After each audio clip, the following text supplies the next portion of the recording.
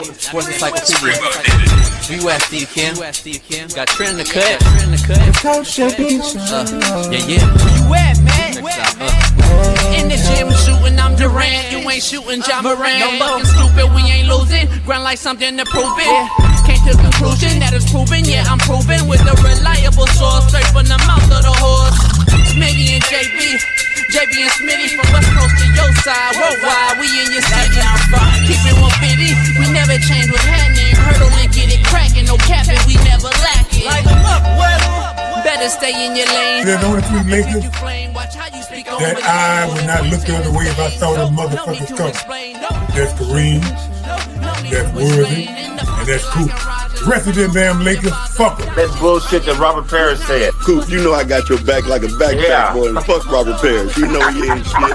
It's all good. You know, fuck the Celtics, all of them. We see you like shit, you fucking slap dicks. Issues get pressed so fast you don't get sacked like bags and baggage. Smitty and Jason Brown, killed it, yeah, it's a rap. We what the game's been missing, we switched it and filled the gap. Smitty and Jason Brown, we killed it, yeah, it's a rap. We what the game's been missing, we switched it. Who is that? To put the fear of God in these motherfuckers!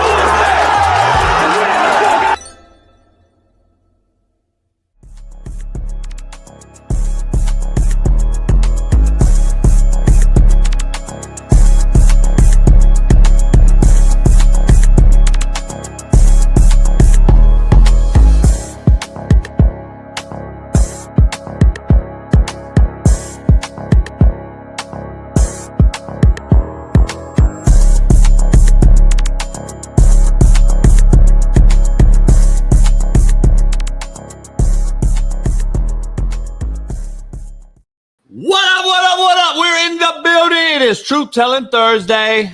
We got a loaded lineup right out the gate this morning. We got Braden Fajoko, national champ, NFL vet. And right after that, we got Dr. Jesse Morris hopping in for a quick injury update for tonight's Niner-Ram game, plus all the NFL injuries. And then we got Steve Kim giving us his college football picks of the week, his games to watch for, and all updates on the Miami Hurricanes. But before we start, let's get this party started because every day is an interview. I truly feel that statement is the truest thing that can be spoke into young people. The every day is an interview. Shedeur Sanders simply don't get that. He doesn't get it. He is a kid that is on his own for the very first time, and it is evident. It's evident that Shedeur Sanders misses his daddy. His daddy had the diapers on him, and he now can't change them without Pops being there for him. Shedeur does not only do this to his team, he does it on the day his team names another quarterback other than himself to be the starter. But it was just another day to make something about him over the actual person that matters. In this case, Dylan Gabriel, his teammate, his quarterback roommate, his celly in the hood, if you will, and his team, the Cleveland Browns, who, by the way, you chose over the Ravens when you told them no. It is truly sad to watch a grown man in the NFL acting this elementary. And what is even worse is the people this morning who will defend him. This is why the kid is the way he is, enabled, entitled, and yet here some folks are defending him in the media, online, and in his own camp. The issue is, his daddy can't do anything now. He's a grown man on his own and in the NFL. Shedeur, shit or get off the pot, son. The Doyers get it done. Getting the win. They sweep the Reds 8-4, and there will be no game 3. Everyone else will have game 3 tonight. All the deciders are here. Cubs, Padres, Yankees, Red Sox, Tigers, Indians. All of it is here today. Game 3s. We'll watch that. We'll get some underdog picks on that later on. Again, missed it by 1 last night. I'm getting close. We're going to hit it on Underdog, so make sure you head on over to Underdog Fantasy and download the app. Use our promo code, Coach JB. The Rams versus the hated ones. The 49ers tonight come into SoFi. And who? Mac Jones.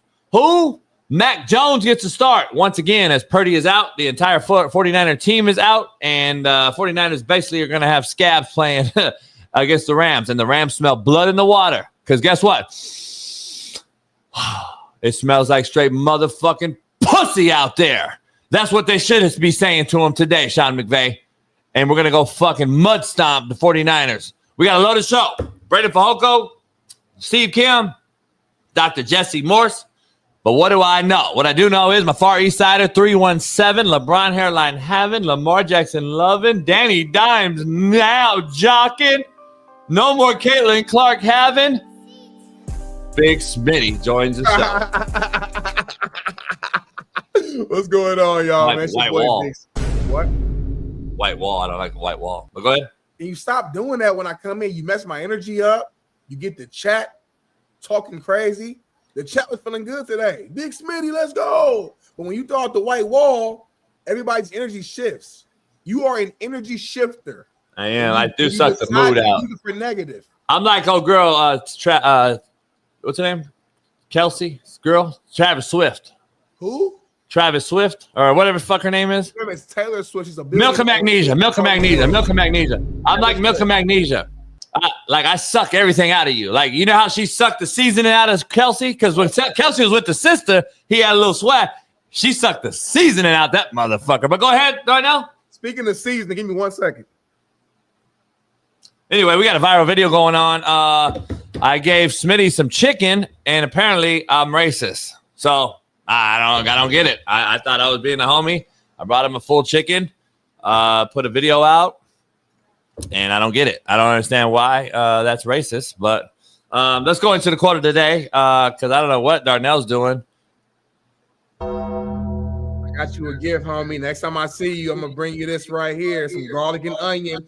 I had some of your sausage and your shrimp. It was okay, but it was lacking some seasoning. So I'm going to return the favor. You got me some chicken. You got me some watermelon. I'll bring you some seasoning, homie. Some garlic and onion. Darnell knows that my stuff's never under seasoned. He knows this, and he doesn't realize because Darnell's still wearing diapers, kind of like Shador. He doesn't know yet because he never cooked on his own and been on his own long enough. So he doesn't realize when you do a shrimp boil and like a crab boil, and it sits overnight inside the fridge, you know, you got to kind of like get it back on the hot heat and stir it back up because the seasoning just goes to the bottom. So he had a sausage off the top. He don't realize that it was cooked the night before. So he'll get there. He'll get there. So anyway, we got a load of show, Smitty. Let's dive right into the quote of the day real quick. You want to introduce the chat real quick and say hello? Because I usually do that. I don't know if you want to do that or just fuck them. Fuck them today. Quote of the day brought to you by BetUS TV. Smitty, toughness is the reward for those who keep pushing forward. That's a real quote. Like, there's nothing special about it. It's nothing, just a real quote. Straight down the line. Toughness is the reward for those who keep pushing forward. Period. It creates a mental toughness, mental fortitude. It doesn't allow like your kid to watch Netflix and get groomed by a bunch of fucking weirdo trans, and then you go and say, "Oh, Netflix told me to do it." Nah, mental fortitude would have told you, "Hey, guess what? Either fucking don't buy into it or cancel Netflix." Whatever you want to do. Mental fortitude creates toughness. Like, hey, guess what? Bad Bunny. Yeah, he don't speak English. Yeah, he wears a dress. Yeah, ICE is gonna scoop him up at the halftime show. But guess what? Mental fortitude will have that. What? Oh, okay. So anyway, we got Contrary to Belief brought to you by Valor. Make sure you head on over to Valor. 20% off right now. Coach AB promo code. Contrary to Belief. It's kind of like a story is what I'm going to equate Contrary to Belief to give Smitty, because it's 3 years in. We still haven't defined the difference between quote of the day and Contrary to Belief. Yeah. So it's kind of like I want to like make Contrary to Belief more of like storytelling. Okay. All right. So we'll create it. But anyway, as we go amicably, the crazy thing about people that don't like you, Smitty, is that they watch everything you do. Contrary to belief. Get how it works now? The crazy thing, listen again, micro. Take your micro off. The crazy thing about people that don't like you, I'm telling you a story. Get it? I hear it. The crazy thing about people that don't like you, Smitty, we're just in the barbershop. Yeah, we just chilling. Is that they watch everything you do, contrary to belief. They watch everything you do, though. See, they're waiting to judge you. Like, they're waiting to be able to say something wrong about you. They're hating on you. They want you to fail. So you get now. That's going to be contrary to belief, kind of like that now. I mean, yeah, kind of. So babe, what you're saying is the CTB is going to have a comma somewhere in there. That's the difference, basically. That's a anyway, comma. Let's move on amicably. We got to guess it here early. Yes, we do. He got little babies running around. He got to get them to practice. He's got a lot of things going on. He's raising the next, like, NFL Hall of Famer. Mm-hmm. So, like, he's got to get that going. National champion, LSU Tiger. He wants guys fired in the organization. He wants new coaches. Like, this guy is, like, it says, he's letting his nuts hang. He don't care about nothing. NFL veteran, Charger, Steeler. Our main man, Uso extraordinaire, Braden Fajoko joins the show. Fajoko! Braden, what up, man? Right out the gate, Braden. There's no introduction. Like, are you watching Netflix? Hulu. We're big Hulu fans in this household. We love Hulu over here too. YouTube TV. That's what we really. do. I don't know. I don't have Hulu. What's Hulu? Is that like is that like the Fubo or whatever? Live sports, all of that good stuff. Is that the BPS one? Is that the ghetto one? No, everybody got Hulu. What's the ghetto one? Remember the one they tried to give us a deal? What's the ghetto one, Smitty? Fubo. Isn't it Fubo? Fubo TV. Oh, that's the ghetto one? Hey, Fubo's cool, man. If you got the money, man, Fubo's cool. I think there's a worse one than Fubo, though. I rock. It's like Etsy or something? College. Etsy. Tubi, homie. Fox owns Tubi. Tubi, that's your show's on Tubi, Smitty. Your little 5-minute movie. Remember you did? I could get on there though. It's actually I mean, good. Shit. We could get this clip right here on Tubi. This clip right here. Fire. Yeah, we can get to Tubi. I watched it. It's not very that good, but my homie Jay New got a new movie that he's acting in. Just got on Tubi. Jonathan Newsom, who we had on the show, who you were a fan of. I'm not a fan of him more though. If he's on Tubi. It's a black film. But anyway, Brady, we're gonna start the show with a poll question. Darnell, Brady can go first. Darnell, if you're all right with it. The poll question is: the 49ers need to win tonight more than the Rams. 100%. It's a divisional game. So, whenever you play the in division games, whether it's Seattle, Arizona, or the the Rams, the 49ers got to win these games because they matter later in the year. This is 100% important. And it doesn't matter who's hurt for them. You got to go get a division game when you can. No doubt. Darnell? Yes, Jason. Yeah, Brock has to prove that I don't like your energy, number one, but go ahead. Brock has to prove that he's the guy for sure. I think right now people are talking, he missed a couple games. Mac Jones looks solid. Brock comes back. He doesn't look good. They lose. So if he loses another game again, and especially if it's in the fashion in which he doesn't play well against their rivals across the state line, or not the state line, but in state, then it's like, okay, it's gonna be some people talking. Oh man, is Brock worth the money? Should they have put Mac Jones in, like JB keeps saying? So I think there's more pressure on the Niners, and this game means more to them. I'm scared now because I said it all along. Mac Jones is the one that I'm scared of, not Purdy. Mac Jones. I'm scared of that motherfucker more than I am Purdy because that guy don't have nothing to lose. He don't care. He's playing on borrowed money, borrowed time, house money, like whatever you want to use, whatever cliche you want to use. Mac Jones is a scarier. Brandon, I don't think they have the Jimmys and Joes though. Like at some point, you can attest to this more than anybody else. Does your team get so depleted where I get it. Shanahan owns McVay kind of during the regular season. McVay kind of has them in the playoffs, but it is what it is. These two teams kind of play with whoever they have, but no Kittle, no Bosa, no wide receivers, no. I mean, like you're playing with some. I don't know, man. They may have some scabs out here tonight. Is that like blood in the water though for the Rams? Like, also, I'll say this about the 49ers and Mac Jones. I think Mac Jones is the best quarterback to come out of Alabama in the last decade, and I'll stand on that. As far as the Niners tonight, man, it doesn't matter who you go into a game with. You're a paid professional. You're somebody who gets paid more than the 1% of Americans in the world. Like you're expected to go out there and execute. Now, it just so happens you're probably going against the best quarterback in the NFL right now, Matthew Stafford. He looks one way, he's going to throw the other way. He's going to have you shit-faced out there as a defensive back, but you got to go out there and fight. Like at the end of the day, you can't just lay down. Whatever, the point spread is, the underdogs they are tonight, like you can't just lay down, especially to a divisional opponent. You're going to see them twice in the year. You got to play hard. You can't just shit the bed just because if you're giving excuses of who's out and who's not playing. Yeah. Man, is Nakua the best football player in the NFL right now? I think he's the best yak receiver in the NFL right now. I think he's taking on the role of like old Debo Samuels when he was in San Fran. Get a ball in his hand early and he can make something happen with it. But I think he's overproducing. I mean, I saw a stat and I saw a picture that talked about the highest paid receivers in the NFL right now and then the most productive receivers in the NFL right now. And that stat just drove me crazy because nobody on that highest paid receiver list was one of the top leading production receivers in the NFL. And that just, it kind of was like eye-opening for me. Yeah, but I mean, I just think, so much of it is a dependent position, right? Like it depends on who you guys are QB, who's your head coach, how they're scheming for you. And we've seen Matthew Stafford, like Stafford ain't new to this. He true to this. I mean, we've seen him Cooper Kupp break records. Obviously, Calvin Johnson break records. Shoot, with the little bit of time OBJ was there before he got hurt, they were clicking. It's like once Stafford gets like a relationship with one of his receivers, it's like they're just in sync, and there's nothing you can do about it. So, like, I think part of that is it plays a role as well. Jamar Chase obviously burrows out, so his numbers are not going to be the same.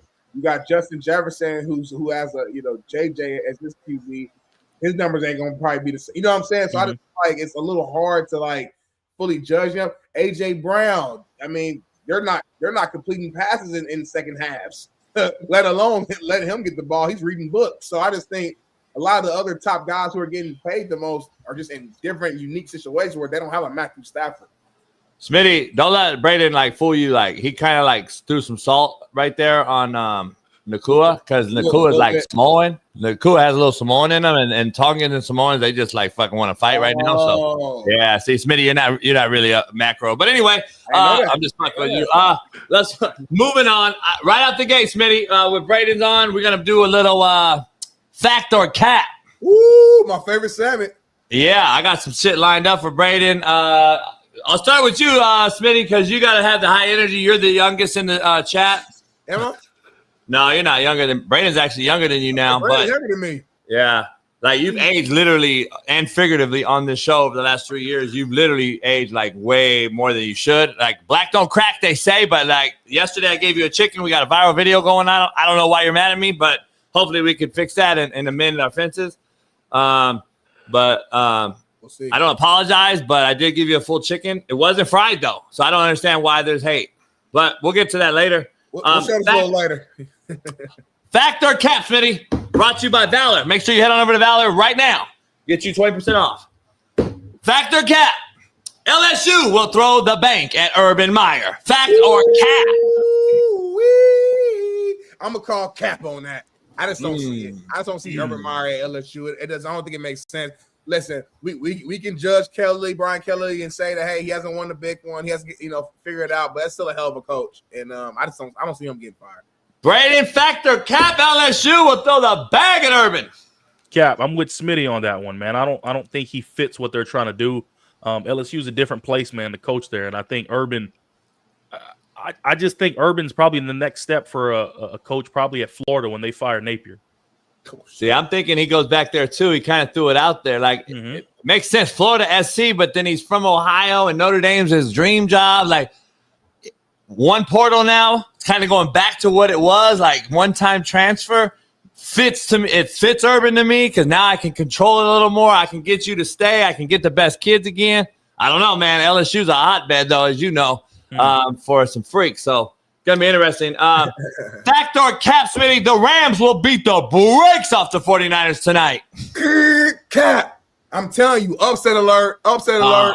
The Rams are the better team, but every single season we watch football, y'all, every year.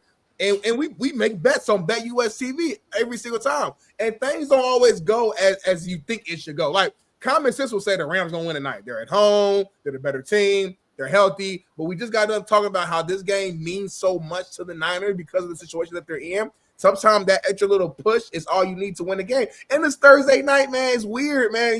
These Thursday games are never what they seem. Short weeks, players can get a chance the routines are off. I think the Niners still win today. Braden, fact or cap? Rams win the fact. I think the Rams. And now I don't think it's a blowout tonight. I think it'll be closer than what the spread is. But I think the Rams are playing great football. I mean, they're one block kick away from being undefeated right now against a really good Philadelphia team. So as long as Matthew Stafford is upright and healthy and they keep his clone healthy, I think the Rams are one of the teams to beat in the NFC right now. No doubt. They're also one holding penalty away from losing 2 games. They're also one fucking fumble into the end zone away from losing 2 games. Let's make that very clear as well. Yeah. Smitty got to be a 49er fan. That's the only way. Nah, he's a cult fan. He's mad at the Colts. last week, and we played them out here to the game, and we gave them the game.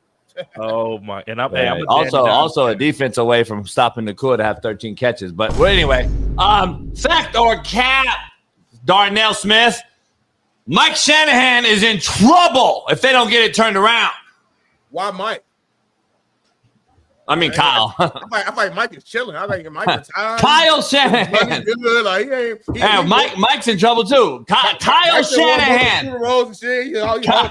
I mean, all right, you made your point. It's not good. It's not funny no more. I fucked up. Kyle Shanahan. Kyle is not in no trouble, homie. He's in trouble. Fucking fact, he's in trouble. Go ahead. Homie. God. Braden, Kyle Shanahan's in trouble if they don't get this thing turned around. Braden, before you break it down, look at they've had the best roster in football for the last 6 years. For the 6 years, they got Lance. They drafted Trey Lance, Smitty. Like, come on, homie. Start holding these cats accountable. Braden, go ahead. You gonna hate me, JB, but I'm calling cap on that. I'm gonna go with Smitty. I think he's in the same boat as like McDermott, Harbaugh. Like, these guys have grace because of the success they've sustained over the last few years. Yep. Now, the rosters they put together, cool. There's no doubt that they should be winning games. Like, the Bills are one of those teams too. They need to start winning championships, winning Super Bowls. But Shanahan's taking his team to the Super Bowl. There's a lot of coaches that get hired at new places. One of the last things you want to do is start over again with a new regime, and sometimes the grass isn't greener. So I think they're good with Shanahan right now, but I do agree they need to win because of the roster, and it just doesn't help that they're always injured right now. So maybe it's the practice they need to adjust or get a new training staff, but I'm calling cap on that. Thank you. It's interesting there. It's like something in the water. Frisco, though, so maybe they got too much Netflix in their blood. Fact or cap, Darnell, the Jets will fire Aaron Glenn before the season ends. I'm telling you, cap. They've invested all in on. They look shitty as fuck. They do look bad, and I'm not seeing no improvement right now. But it's still early. We'll see how the season ends. But to me, I think they invested big to Aaron Glenn. They gave him full autonomy to let him go in there, make Aaron Rodgers fly from fucking Alaska, wherever he was at, to the Jets just to get fired on his day off. They're getting on full-time freedom. So I think they know that this season was going to be a little bit of a rebuild. Now, next year, if things ain't shaking, he might get fired in the middle of the season, but not this season, homie. Braden, fact or cap? I mean, this is the worst coach team I've seen so far this year. I'm going to be honest. Fundamentally, on all three levels, discipline-wise, it's a bad team. Guys backing up on fucking punt return and don't even know where they are. It looks bad. Fact or cap, Aaron Glenn gets fired this season. Fact. When you watch the Jets play, it's so hard to watch them play, man. They're making high school mistakes out there. The penalties, the execution, the tackling. It's horrendous. It's horrendous. And when you look at the players, if you saw Breece Hall's interview when he was like, we didn't shoot ourselves in the foot. We turned around and shot ourselves, like in the back of the head, whatever it was. I forgot what the quote was. That was an amazing quote, though. That was one of the best quotes I've seen from a post-game presser.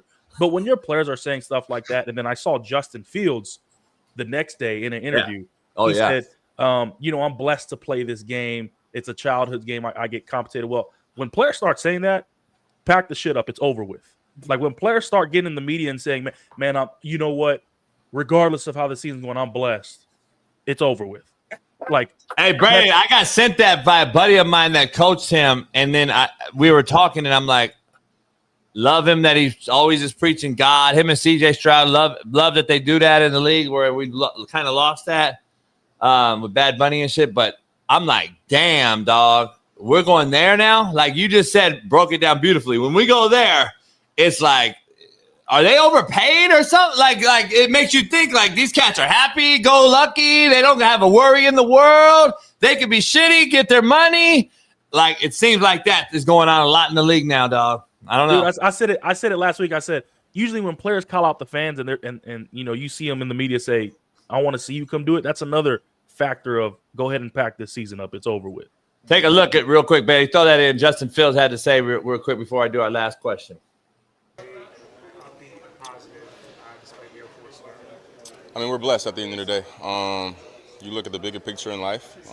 You know, we're getting paid well to play a child sport, so I think that's one.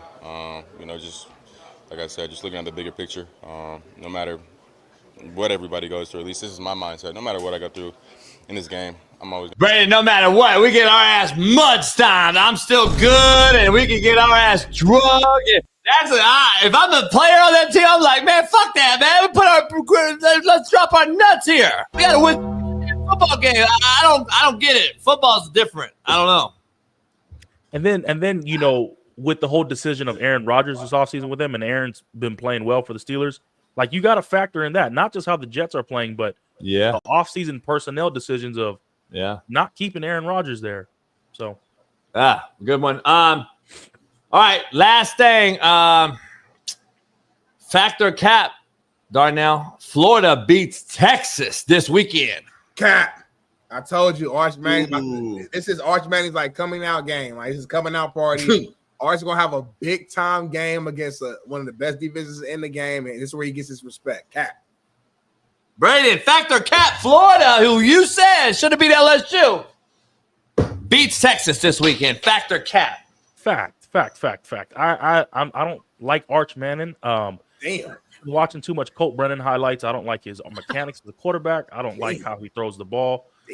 There's a reason his uncles don't even show up to his college games anymore. Oh shit. So I like Florida this week. I think Florida's DJ Lagway needs to wake the heck up, but their defense is playing phenomenal. DJ Lagway threw 5 picks against LSU, and they only put up 20 points. So if they can stay in the game this week, I want to see DJ Lagway run the ball more at quarterback because his arm is noodly. But, hey, I like Florida this week against Texas. Paris, you know what to clip, I hope. Smitty, you're ready. Put your hand down, Darnell. Put your hand down. Brandon's becoming the favorite guest of the show. Put your hand down. You say this for every guest every single day. We can't trust you. So do you. Funny, so do you. Sheldon, I love having Sheldon on here. You told him he's my favorite guy. Only when he brought B-Wags on. Only when he brought B-Wags. When he brought B-Wags on. You're a capper, homie. When he brought B-Wags on, he's my favorite. When he doesn't, he's regular. All right, finish this real quick, Brayden. I'm going to ask you one question. I just want you to finish this before you move on to the show. Appreciate you hopping on here. Make sure you guys follow Brayden on X and Instagram and YouTube as he's going to have his show going. Brayden, finish this. The NFL overtime rule is garbage. Fuck. You know, they've been going with the old school rule for years, right? And I get it, man.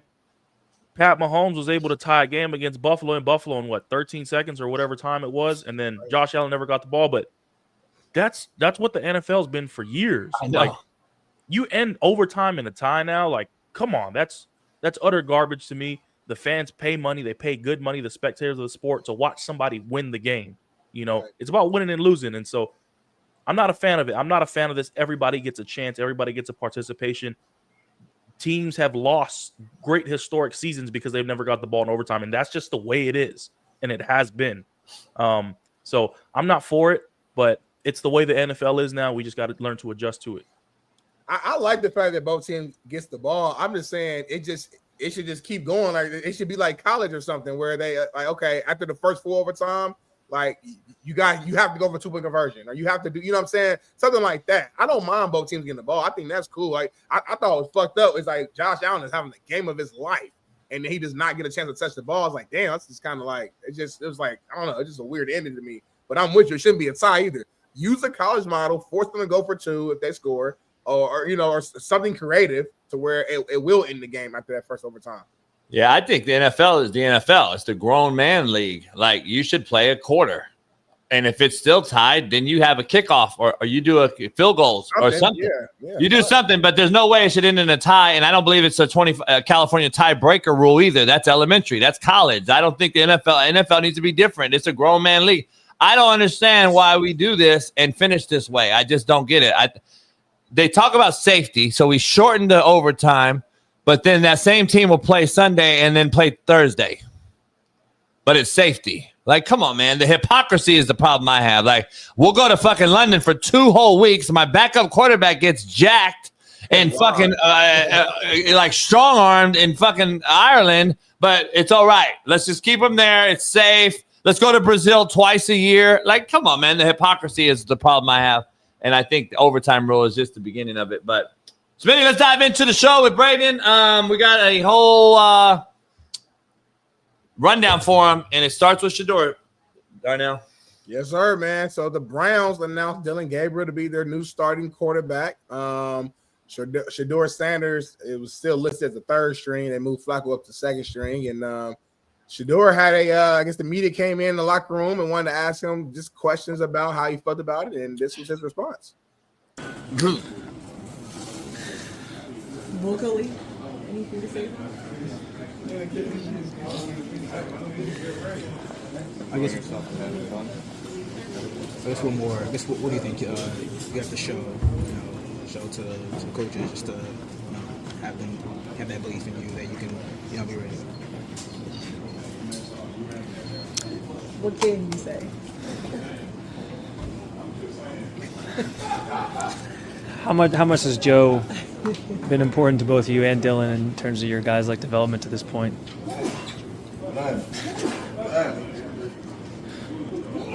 Y'all might as well.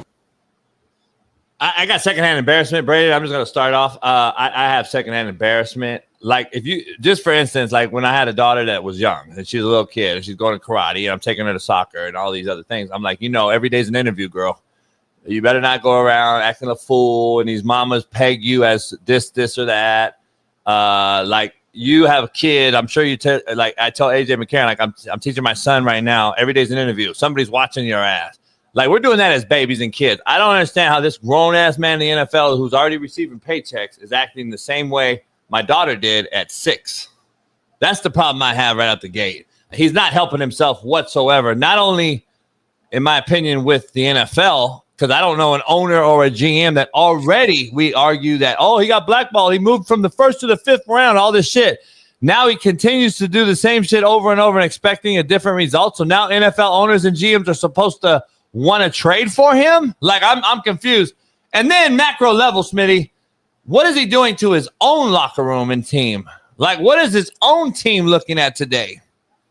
I don't get it. And then I don't understand the endorsement by his own camp. That's the problem I have too. But Braden, go ahead before Darnell gets in there. When the whole ordeal about him turning down Baltimore popped up 2 weeks ago, I said that was one of the worst decisions you could do, right?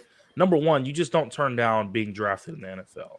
That just goes to show a little arrogance, cockiness to you. And honestly, teams don't like seeing that. If you're going to tell a team, I'm too good enough in the 5th round, right, to be drafted by you, I'm good on that, quote unquote, then that's one of the downfalls, right? Everybody in his camp should be held accountable, whether it's Dion, whether it's his entourage, his brother, whoever. I don't know who it is. I'm not going to sit here and say this person is solely responsible for Shedeur Sanders' actions, but everybody in his camp needs to be held accountable. Now, yesterday, that was in regards to what Rex Ryan said on TV. Yeah. Now, Shedeur is showing that that's a level of immaturity that he needs to grow up from.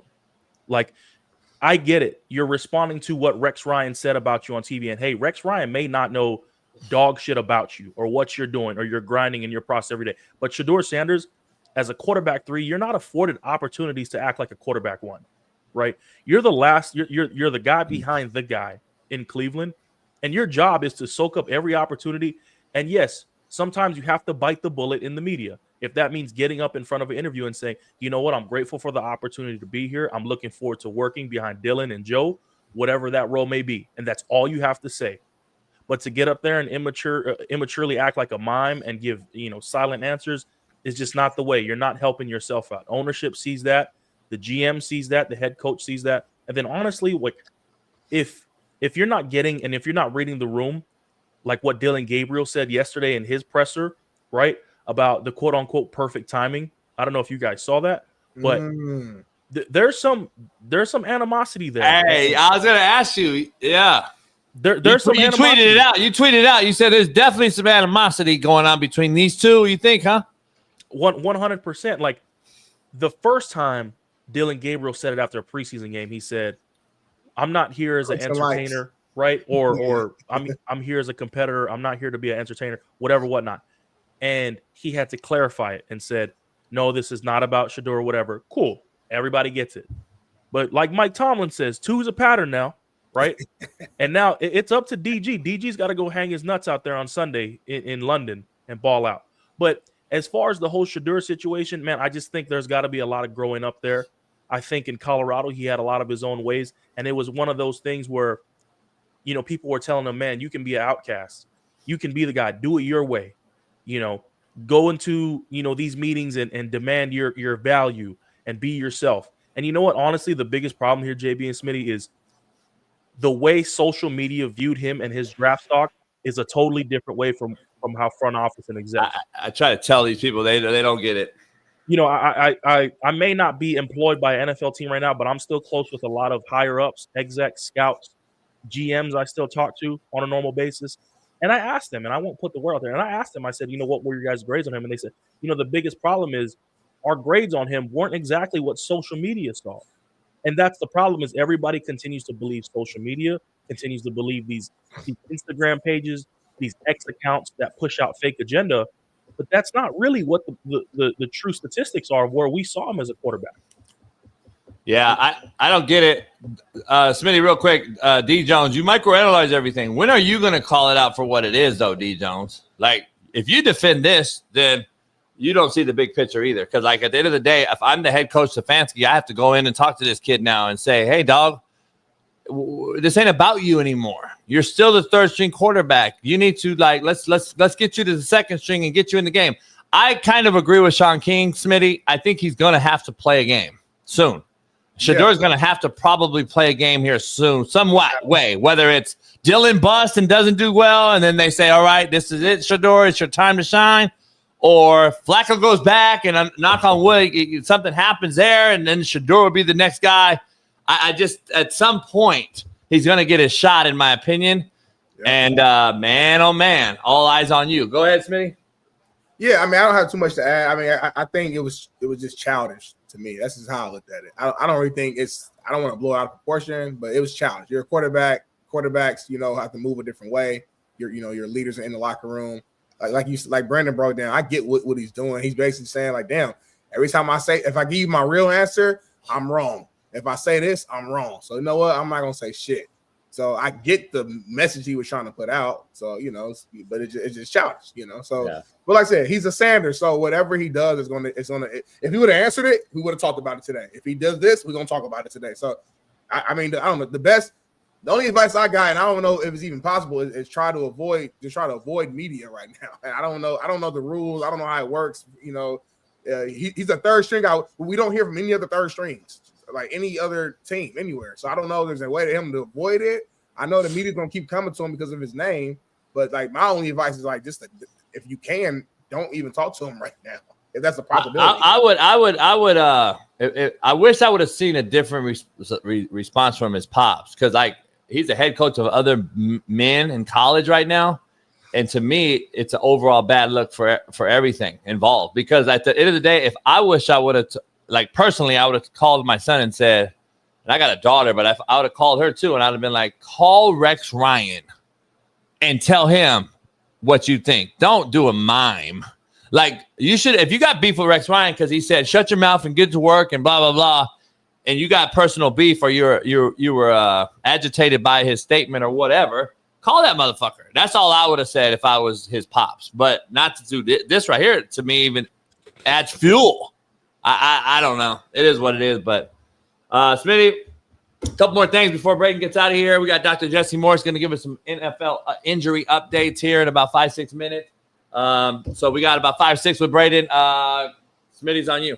Yes, sir. Well, we might as well go ahead and move to Tua Tagovailoa, who was breaking down how his doctors emphasized the new diet for him, heavy carbs and heavy water, to help him with his concussion issues. Man, check this out. The brain, I guess everyone would be wondering, how did I feel on that hit and whatnot? Felt perfectly fine, felt great. You know, throughout the years, that was one of the bigger things we hadn't addressed was making sure that I got, you know, a good amount of carbs in my body, and, you know, so that as I drank water or as I drank the right stuff or whatever it was, the doctors were talking about the liquid that your brain sits in and all of that. But I guess for me, from what I come to know or come to understand from what the doctors were talking about is, you know, your brain kind of sits in fluids. And, you know, if I'm eating eggs, bacon, and sausage, and there's not much carbs, like if there's no bread or whatnot, you know, you kind of drink water and it'll just flush out of you, so you can't stay hydrated that way. But the carbs kind of help soak that in and stay there. I apologize for the immature outburst. My bad. I just did my Shador. Go ahead, Braden. I don't know what. You're way more immature than Shador. I don't know. Listen, for everyone in the chat, my mom is a doctor. Carbs actually absolutely do have some shit to do with your brain and your matter, and feeding the brain, fuel to the brain actually matters. Yes, it does. So he's not just speaking out of his ass. We have a doctor coming on after Braden. But I don't know what this has to do with everything else. Tyreek's out now. I think this is kind of taking some heat off of all that drama, and he comes out and addresses this. Braden, I don't know where they are with I this. think they asked him about he got hit. He got like a good hit on that during that last game. So I think they were just asking specifically. But if you see it again, he really didn't get touched. If you watched it. My whole thing is like, you can analyze your diet. You can eat carbs, but what the heck does that have to do with you sliding before somebody hits you? I don't know. Like, I don't know. Most of his hits is because he thinks he's Larry Sarka and trying to get the last yard possible. Man, just slide, right? Like, cool. Medically speaking, JB said it. Carbs can be okay. I've seen Joe Burrow eat Skittles before a football game. Everybody different. Everybody different. Yeah. Like, you just slide, man. Just go down. Like, all the hits he's gone through in his career is because he's tried to do some. So he didn't really get touched. Yeah, I saw it in the game. I'm like, well, he didn't get hit. Relax, Chris Collinsworth or whoever was calling the game. I think it was Orlovsky. I was like, relax. He didn't get hit. But they all think as soon as he slides now, like, he's done. Like, and I get it. You slide, your head's going to hit the ground more than you are going to get hit. So, like, I don't know. It's just a shame that every time he plays that, like, we have to watch and, like every time he gets hit, like, it's football, he's going to get hit. Like, we shouldn't be scared every single time he gets hit or he slides, but that's how we feel about Tua because of the history. So I was like, damn. Yeah, I don't get it. Braden, to end it with you real quick, are you doing any future betting on the baseball? You're a baseball guy. You're mad at Mr. Boone over there in New York. We have his brother, Brett, on our show quite often, who's now coaching for the Texas Rangers as a hitting instructor, who got the job like during the middle of the year while he was on our show. So it was big news. But you're not a fan of Aaron, huh? With this Yankee roster and Aaron Judge, they're tied up today. They got to go in a deciding game 3. Who's your money on? Look, I like the Yankees a lot because I'm an Aaron Judge fan, right? But Aaron Boone, he's got to be betting on games, right? Last year, game 1 of the World Series against the Dodgers, and you walk Mookie Betts, right? 2 outs. You walk Mookie Betts to see a hot Freddie Freeman on the plate, and he grand slams it in the World Series, game 1, right? That's the shit I'm talking about when these baseball coaches and baseball players are betting on games. You can't tell me otherwise. Man, game 1 against the Red Sox, Ben Rice and Jazz Chisholm have been phenomenal for you all season. Jazz Chisholm's a 30-30 guy, right? Yeah. And you bench him game 1, and then you try to bring Ben Rice in later in the game to try and get a big hit late in the game. Cool. Like, I don't get those decisions. And then you start them game night. Ben Rice goes off for a home run in the first, and then Jazz Chisholm possibly saves the biggest play of the game on defense, stopping that ball and stopping the base runners and keeping the score at 3-3. Yep. With 2 outs, bases loaded. Like, I don't get it. And you can tell me the stats, you can tell me all this, but at the end of the day, in postseason baseball, I want my best players out there. I don't care what the stats say. If this guy is one of the best 9 on the roster, I want him out there playing for me. But when I watch the Yankees, I want them to win so bad. But with that management, it's malpractice. I love using the word malpractice now because it's the correct way to use it. And there's a lot of more terms I can use that's not PG. But if the Dodgers keep playing like how they're playing and Shohei keeps putting parlays on himself, I don't see how anybody beats them. Shohei keep doing what? He's putting 8-leg parlays on himself. First run hits, first home run of the game, 3 strikeouts. He's doing same leg parlays. He's the first guy in history to do it. And if you've ever been to a casino, you've gambled with the Asians. They're gamblers. Oh yeah, they're fucking gambling. Bow cow, bow cow, and all that shit. Bow cow. I'm telling you. And I look at Shohei on the plate. He's quiet. Like he has no emotion. I watched him take his first at bat yesterday. I saw him just take a ball, strikeout, 3-2 count, and I'm just like, this mother effer's probably betting on himself to strike out in the first inning. Like how you do it the game before, where you take this dude yard, and then the next day you look like a AAA hitter in the first inning. Like I don't know, but hey, if it works and they're gonna win another World Series this year, then I'll put my money on the Dodgers and try to cash out whatever I have on the Yankees because that shit is horrendous. Braden, always LSU. You got them this weekend? No, I'm dropping a video today on my YouTube about LSU. It's a message and a letter to LSU football, and I won't go too much into it because I want people to see the video. But that shit is horrendous. We're 4-1. Our season's over with. I think we finished 8-4, 7-5. Just look at the schedule. It speaks for itself. Damn. They got to get rid of Joe Sloan. I said last week. And I'm starting to think they got to get rid of Brian Kelly because I'm just fed up with the excuses. He throws sugar on shit and expects it to smell sweet. It's still shit. So if they go 10-2, we're gonna need an apology on this show. Look, Smitty, I hope they go 10-2. If they go 10-2, I hope somebody clips this and says, "Man, you don't know football. Please shut up." And I hope they do. I hope they do, but they won't because all I see is him making excuses in the pressers, and I'm just like, this is LSU football. When teams look at LSU football on the schedule, and I'm rambling a little bit here, and I'll finish up. When teams look at LSU football on the schedule now, it's like a lick.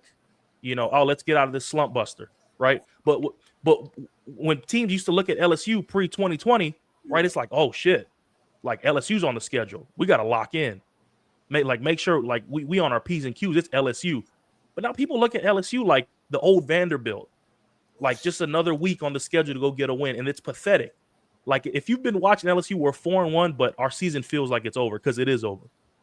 Love it. Hot take. We'll get it. Clip that, Paris. And we'll see you next week, brother. Enjoy the weekend. Appreciate you guys. Thank you, brother Smitty, JB. Appreciate y'all. All right, Braden. National champ, NFL vet, Braden Fajoko. Love it. We got to get right to our main man, the suit wearing, tie wearing, scrub having, knower of all things, PP injecting. Dr. Jesse Morris joins us with some insight on the NFL. Doc, appreciate you. Good morning. On a Thursday. Tonight's game, let's just dive right into it. Rams 49ers. The 49ers, are they playing with scab players tonight or what? They got no roster. Kittle, Bosa, no wide receivers. Mac Jones is back. Purdy's out. Let's start with the quarterback. What we call musical chairs.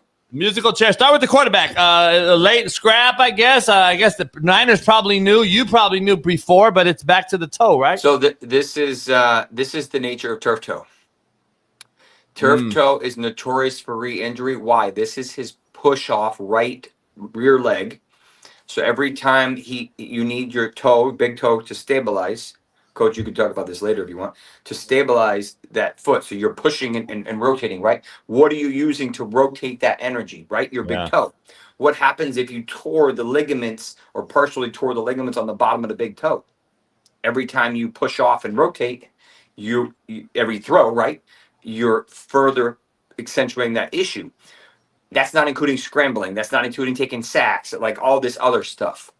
So that, to say, hey, he came back and re-injured it in the first game, he wasn't ready to come back. That's what it tells me, right? That's what it tells you.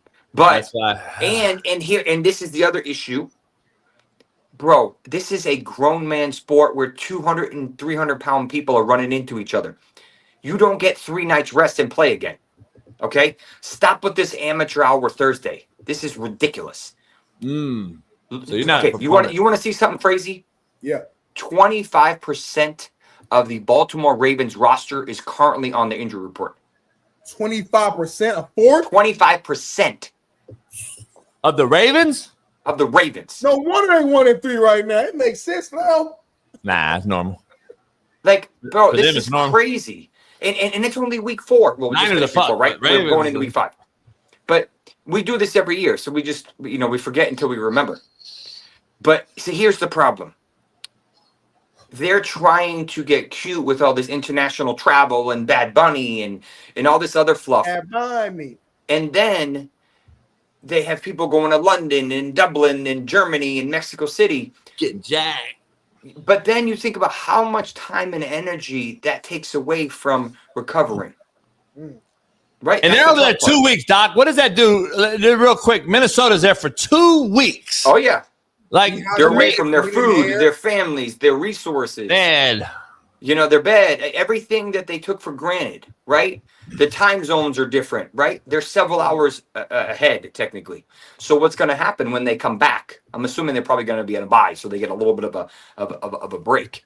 And then the Jags do this every year, right? We see the Jags every year go to the UK, and then Minnesota's there now. They're going to play. Poor Dylan Gabriel's first starts against a tough defense in London, for that matter. But it's unfortunate. It's unfortunate, and you have all these big injuries, right? We added.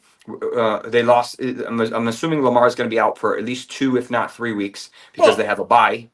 Because they have a bye. Yeah. There was a good video the other day that I retweeted from Solak Ben, showing how they were really containing Lamar with that Sam linebacker and everything. It was impressive. But they figured out Lamar. They figured, and the problem is that his wide receivers don't have the ability to separate, and they're not big bodied guys anymore. Nuke isn't big bodied anymore, right? He's getting older. So it's just very hard to win the way they're trying to win. And then every single time that what do you call it?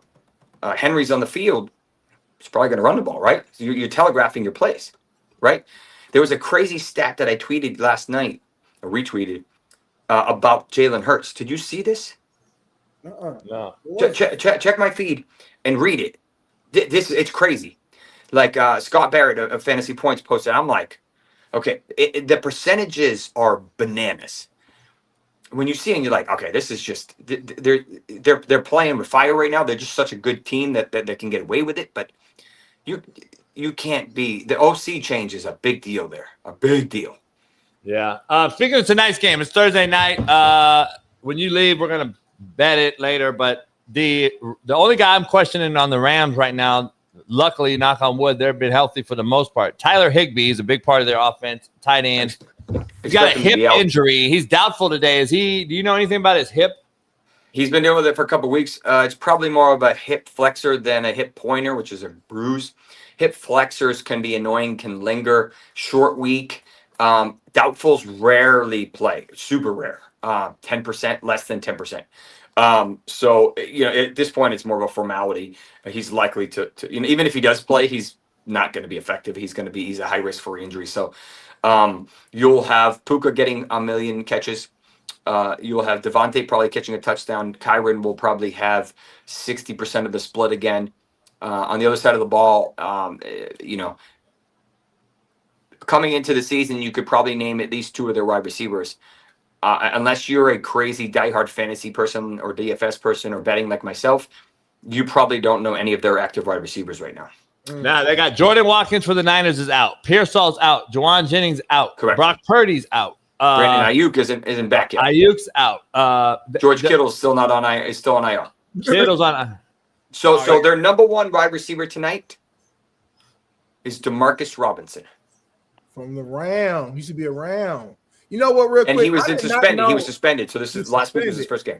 The Rams are. I'm gonna change my answer earlier. Factor cap. Fact. The Rams are beating their ass. I didn't realize see. That's on me. Oh, I'm sorry. If San Francisco can pull this off, because if you look at the defenses, the Rams actually have a good pass defense. Yeah. Well, their rush is so good that it forces quick throws, and if the Rams McCaffrey's going to have like 30 freaking touches, and now you can consider, hey, how high risk is he? Yeah, Smitty, because the Rams' run defense, they held Taquan down. They've held everyone down in the run game for the most part. So you're going to force Mac Jones. Lose tonight. If they lose, you force Mac Jones to throw, Smitty. You force Mac Jones to throw to nobody. Who? Yeah, I mean, you're literally throwing Mac Jones to Kendrick Bourne, Marquez Valdez-Scantling, and Demarcus Robinson. They cool. And Jake Tonges. Somebody's going to win some money tonight, though, because there's a wideout for the Niners that's going to go for 15 catches or something. Who is it, though? Is it Bourne? His name is Christian McCaffrey. Yeah, he might have 15 catches. And then Brian Robinson is probably gonna play a role to maybe take some burden off of. Who's the backup tight end behind Kittle? Who's starting at tight end? Jake Tonges. How do you pronounce his name?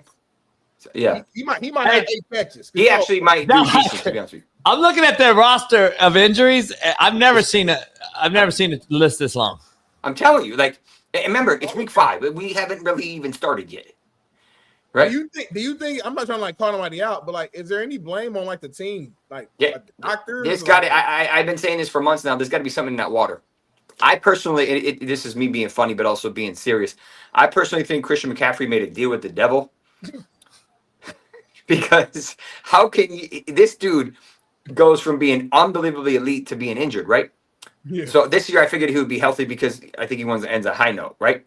But everybody and their mother around him is injured, right? So it's like, how did that Madden cover thing or whatever, the curse or whatever, it's still like going. It's just tough, right? It's tough. Maybe he rubbed off on his brother this year, and his brother breaks out a little bit, but. What injuries are there to be concerned for any bettors or anybody coming into this weekend? So, week 5 is all we are, and it's already crazy. I know your laundry list is big. Jaden Daniels will be back. Yeah, that's a good thing. Jackson Dart's fine with his hammy. Yeah. Baker has a new injury to his knee. He's tough. But he's a dog, so you're going to have to chop off his leg for him not to play. Yeah, dog. J.J. McCarthy, I'm expecting to be out. Cam Ward's banged up, but they've just looked awful, and there's a bunch of things. Getting jacked. Don't matter. The question for the running backs is, how concerning is Bucky Irving's foot injury? He also has a shoulder injury that you may or may not know about. But he has a foot injury we thought was an ankle, but it ended up being a foot. So it's my suspicion is it's a midfoot sprain, probably a more milder one. Yep. He was in a boot yesterday. He's probably going to be in a boot today. Coach said if he's in a boot, he hasn't shed the boot by tomorrow, Friday, then he's not playing. The problem with this is they don't have a bye for about a month. So if he plays this week and re-injures it, he's going to miss that month. He's going to miss probably a month. So you play him with a little bit of fire here. And he's been really good. So I think it's going to be a combination with Rashad White just because he's got the trust, and Sean Tucker because he just looks good. If he didn't have that heart issue coming out of college, I think he probably would have been fine. But he did, and that's why he didn't get drafted and so on and so forth. The other big running back that suffered an injury was Trey Benson. Everybody waited for him to come down after the injury to James Conner with his foot, probably fracture if I were to guess. Yeah. And then last week, the play wasn't super obvious. My guess is he took a shot laterally. The MCL took a thing. He tore his meniscus. Needed a scope, probably partially tore his MCL. Got lucky, didn't tear his ACL. But they said he's probably going to need 4 to 6 weeks, so he's on IR. As if we saw back last week, if you remember, at UNC a couple years ago, there was a dual tandem running back. Javonte Williams was one. Michael Carter was the other one. Now, Michael Carter, I had high hopes for. He hasn't really done a whole lot since. Well, he actually got a big series in the end of the first half last week for the Cardinals. And then towards the end of the game when they were in the last hurry up, DeMercado got it. So I think it's going to be a split between those two. Carter was actually discussing on camera yesterday with one of the reporters, and he basically said, I went from Pat Tillman, which was basically saying I was on practice squad, right? All the way to getting the starter role. So that tells me that they pretty much told him he's probably starting or at least having a significant role. Gotcha. Both, I think, will be used. In terms of Braylon Allen, the backup or split back for the Jets, he's going to be put on IR. He also has a pretty significant knee injury. My guess is a partial MCL, maybe a partial meniscus, very similar to Benson, essentially the same injury. Hopefully no ACL. That was on special teams though. So, and then Miles Sanders is a little banged up, but I think he'll be okay. Chuba Hubbard probably is going to play tonight or this week, but he didn't practice yesterday. He probably gave him a veteran rest with that calf injury, but I think Chuba will be okay. And then Tajay Spears coming back from that high ankle.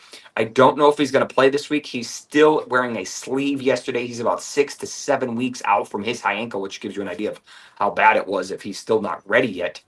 And then we will see in terms of wide receivers, obviously, Tyreek had that crazy injury, already had his surgery.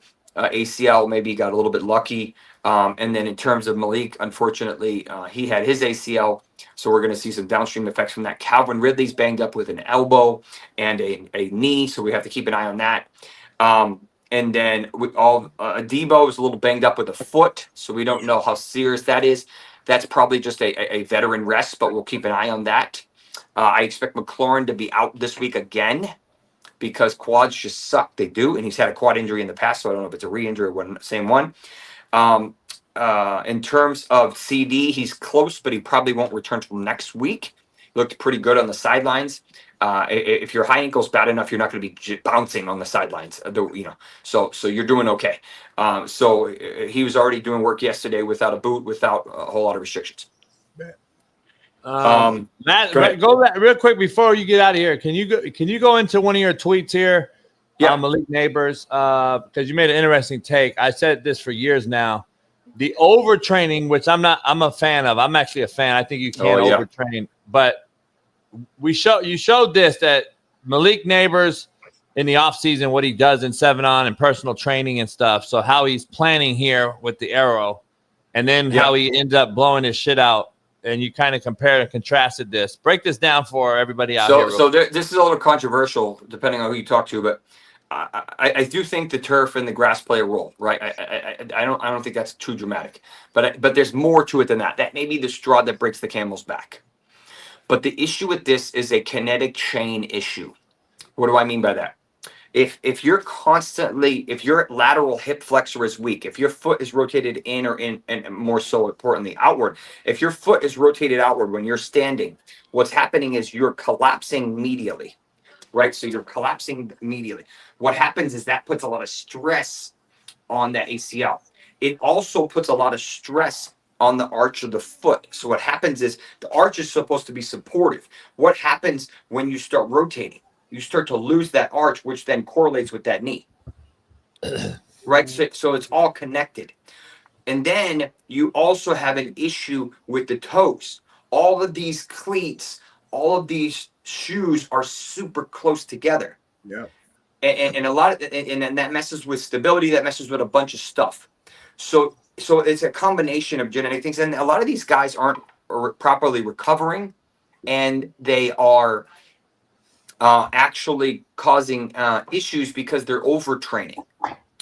You have all these guys trying to be shifty. You can see the guy in the bottom right-hand corner. He's trying to rotate and he's trying to get cute. But what happens is you can see that left ankle is dipping in, which is putting stress on that left knee.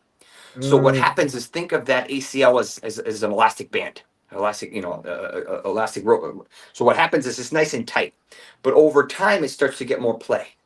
And then all of a sudden you translate that energy, Malik going up for that pass, and you push off, and that's just enough to tear it more than it can do. And that's it.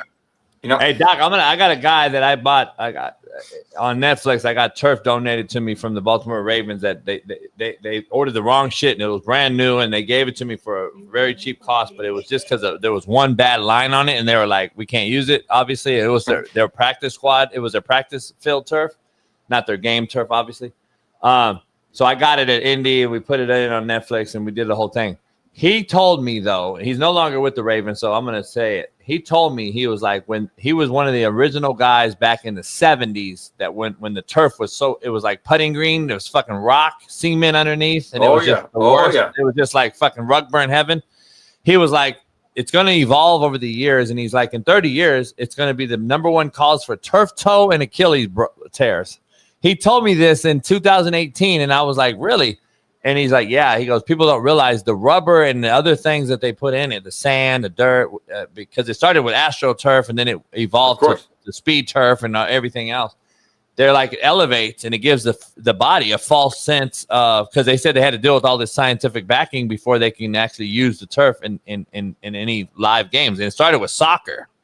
And he was like, it elevates the body in a false sense. Like, it's not really gravitationally landing. The foot's not really on where it would be if it was grass or any other surface. It's there's actually so many moving parts aided. It's getting aided. And so when you actually land and the rubber gives, you're going to get turf toe more and Achilles tears. And we're seeing it now in real time. And I'm wondering if it's truth.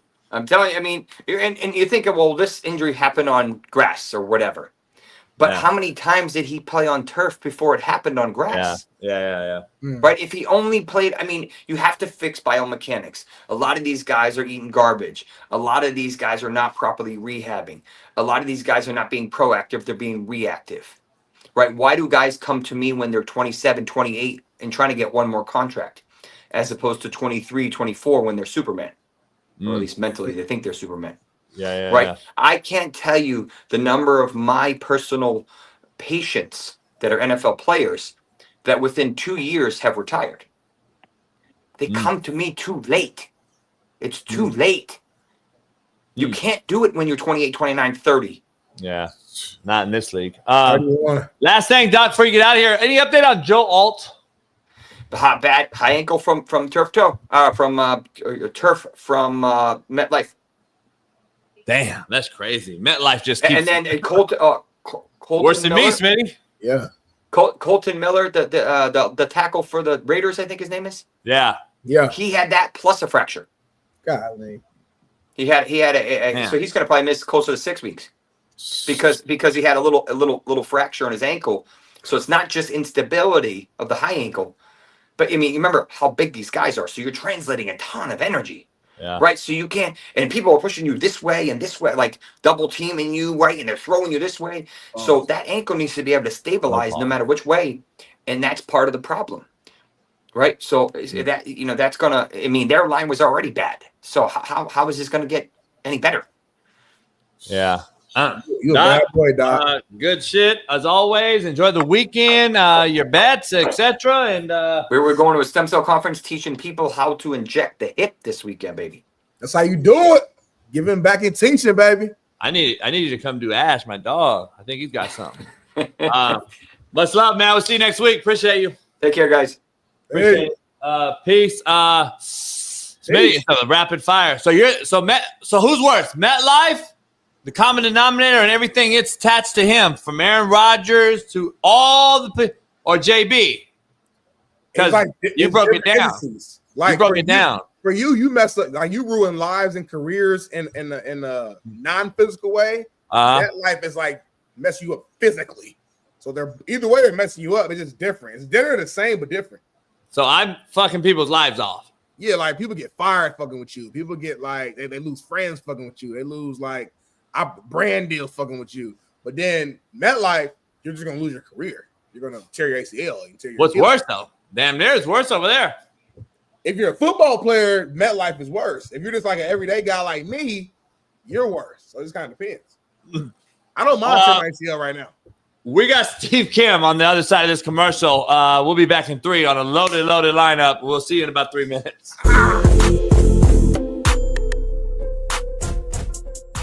Hey, well, fuck it. I'll go home tonight. I'll drink my yak and smoke my stick, and I'll get it back cracking.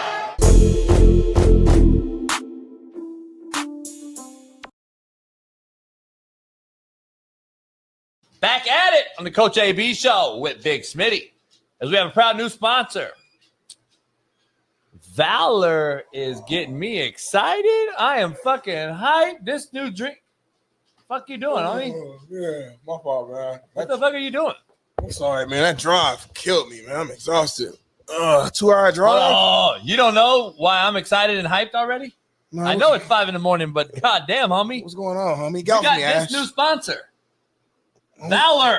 Valor? Hold on, man. You haven't had a Valor? You ain't tell me about Valor. You're that tired. You ain't tell me about Valor. Look at this. I mean, the can looks dope. What is it? Valor Energy, homie. All right, well, let me try it real quick, man. You want to fucking pick me up? Shit. Does it really work? What? Watch out, homie. Oh. Yeah. Oh, shit. Is that a bullshit? It's instant energy, homie. It's instant energy, homie. So you're hyped right It's now. instant energy, homie. Oh, Cheers. Cheers. Valor. Blueberries and cream, nitrogen infused. No. Berries and cream. No, this is nitrogen this is my favorite. Blueberries and cream, my favorite flavor. Berries and cream. Blueberries. Matter of fact, I got another one over here. Orange cream infused, homie. Wait up, there's 3 different colors? 3 right here. I heard it's more on the website. Kelly, you like Valor? You like it too, Kelly? The dogs like Valor. I wouldn't give it to the dog, but they probably would like it because its flavor is amazing. Blueberries and cream. And you can mix it with tequila and vodka? What's the website, homie? What's the website?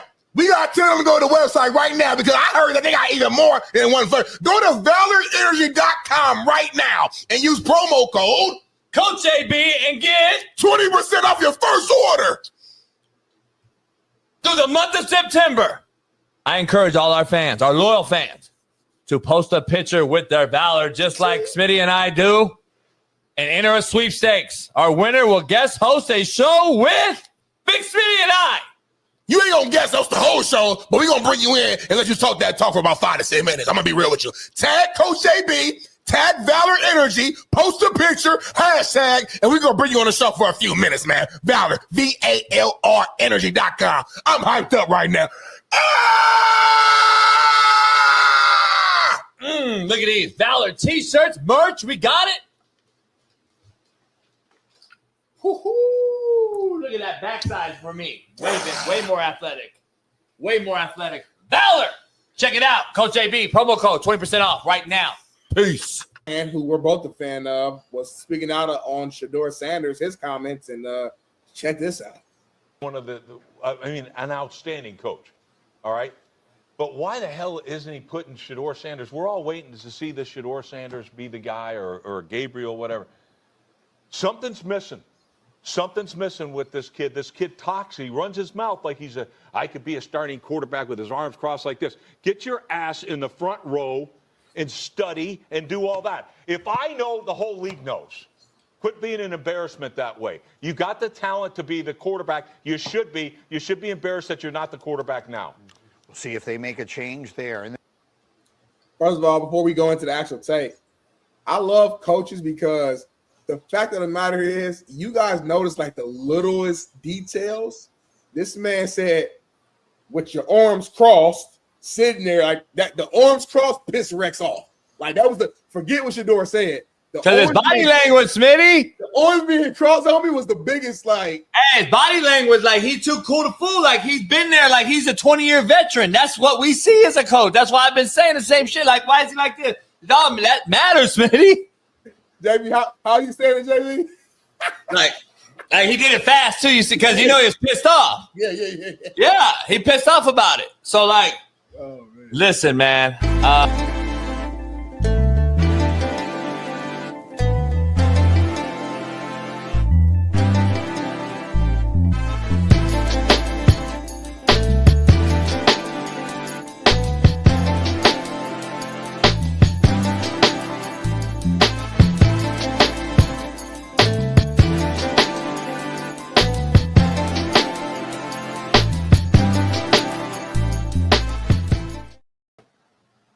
We're in the building. Steve Kim will join us here in a few minutes. He just texted me. Smitty's running a little behind. He's got some things at the house, so he'll be on in a minute. Steve ain't never late. Hope he all right. I hope he ain't getting like mugged or like they ain't got him tied up. He dodging ice. He's having to explain to ice that he's like from here. He's never late. Like he gets mad at us for bringing him on. Like he's pressed us before live on the show. Like, hey, am I 7:15 or I'm not? I mean, it's 7:30. You guys are fucking bullshit. So. He did? Yeah. Last year. You remember that? Shaun King? No, Steve Kim pressed us one time. He was hot. He didn't cuss, but he pressed us. He said GTOHF or whatever? Yeah, he like spelled it out. He was really mad though this time.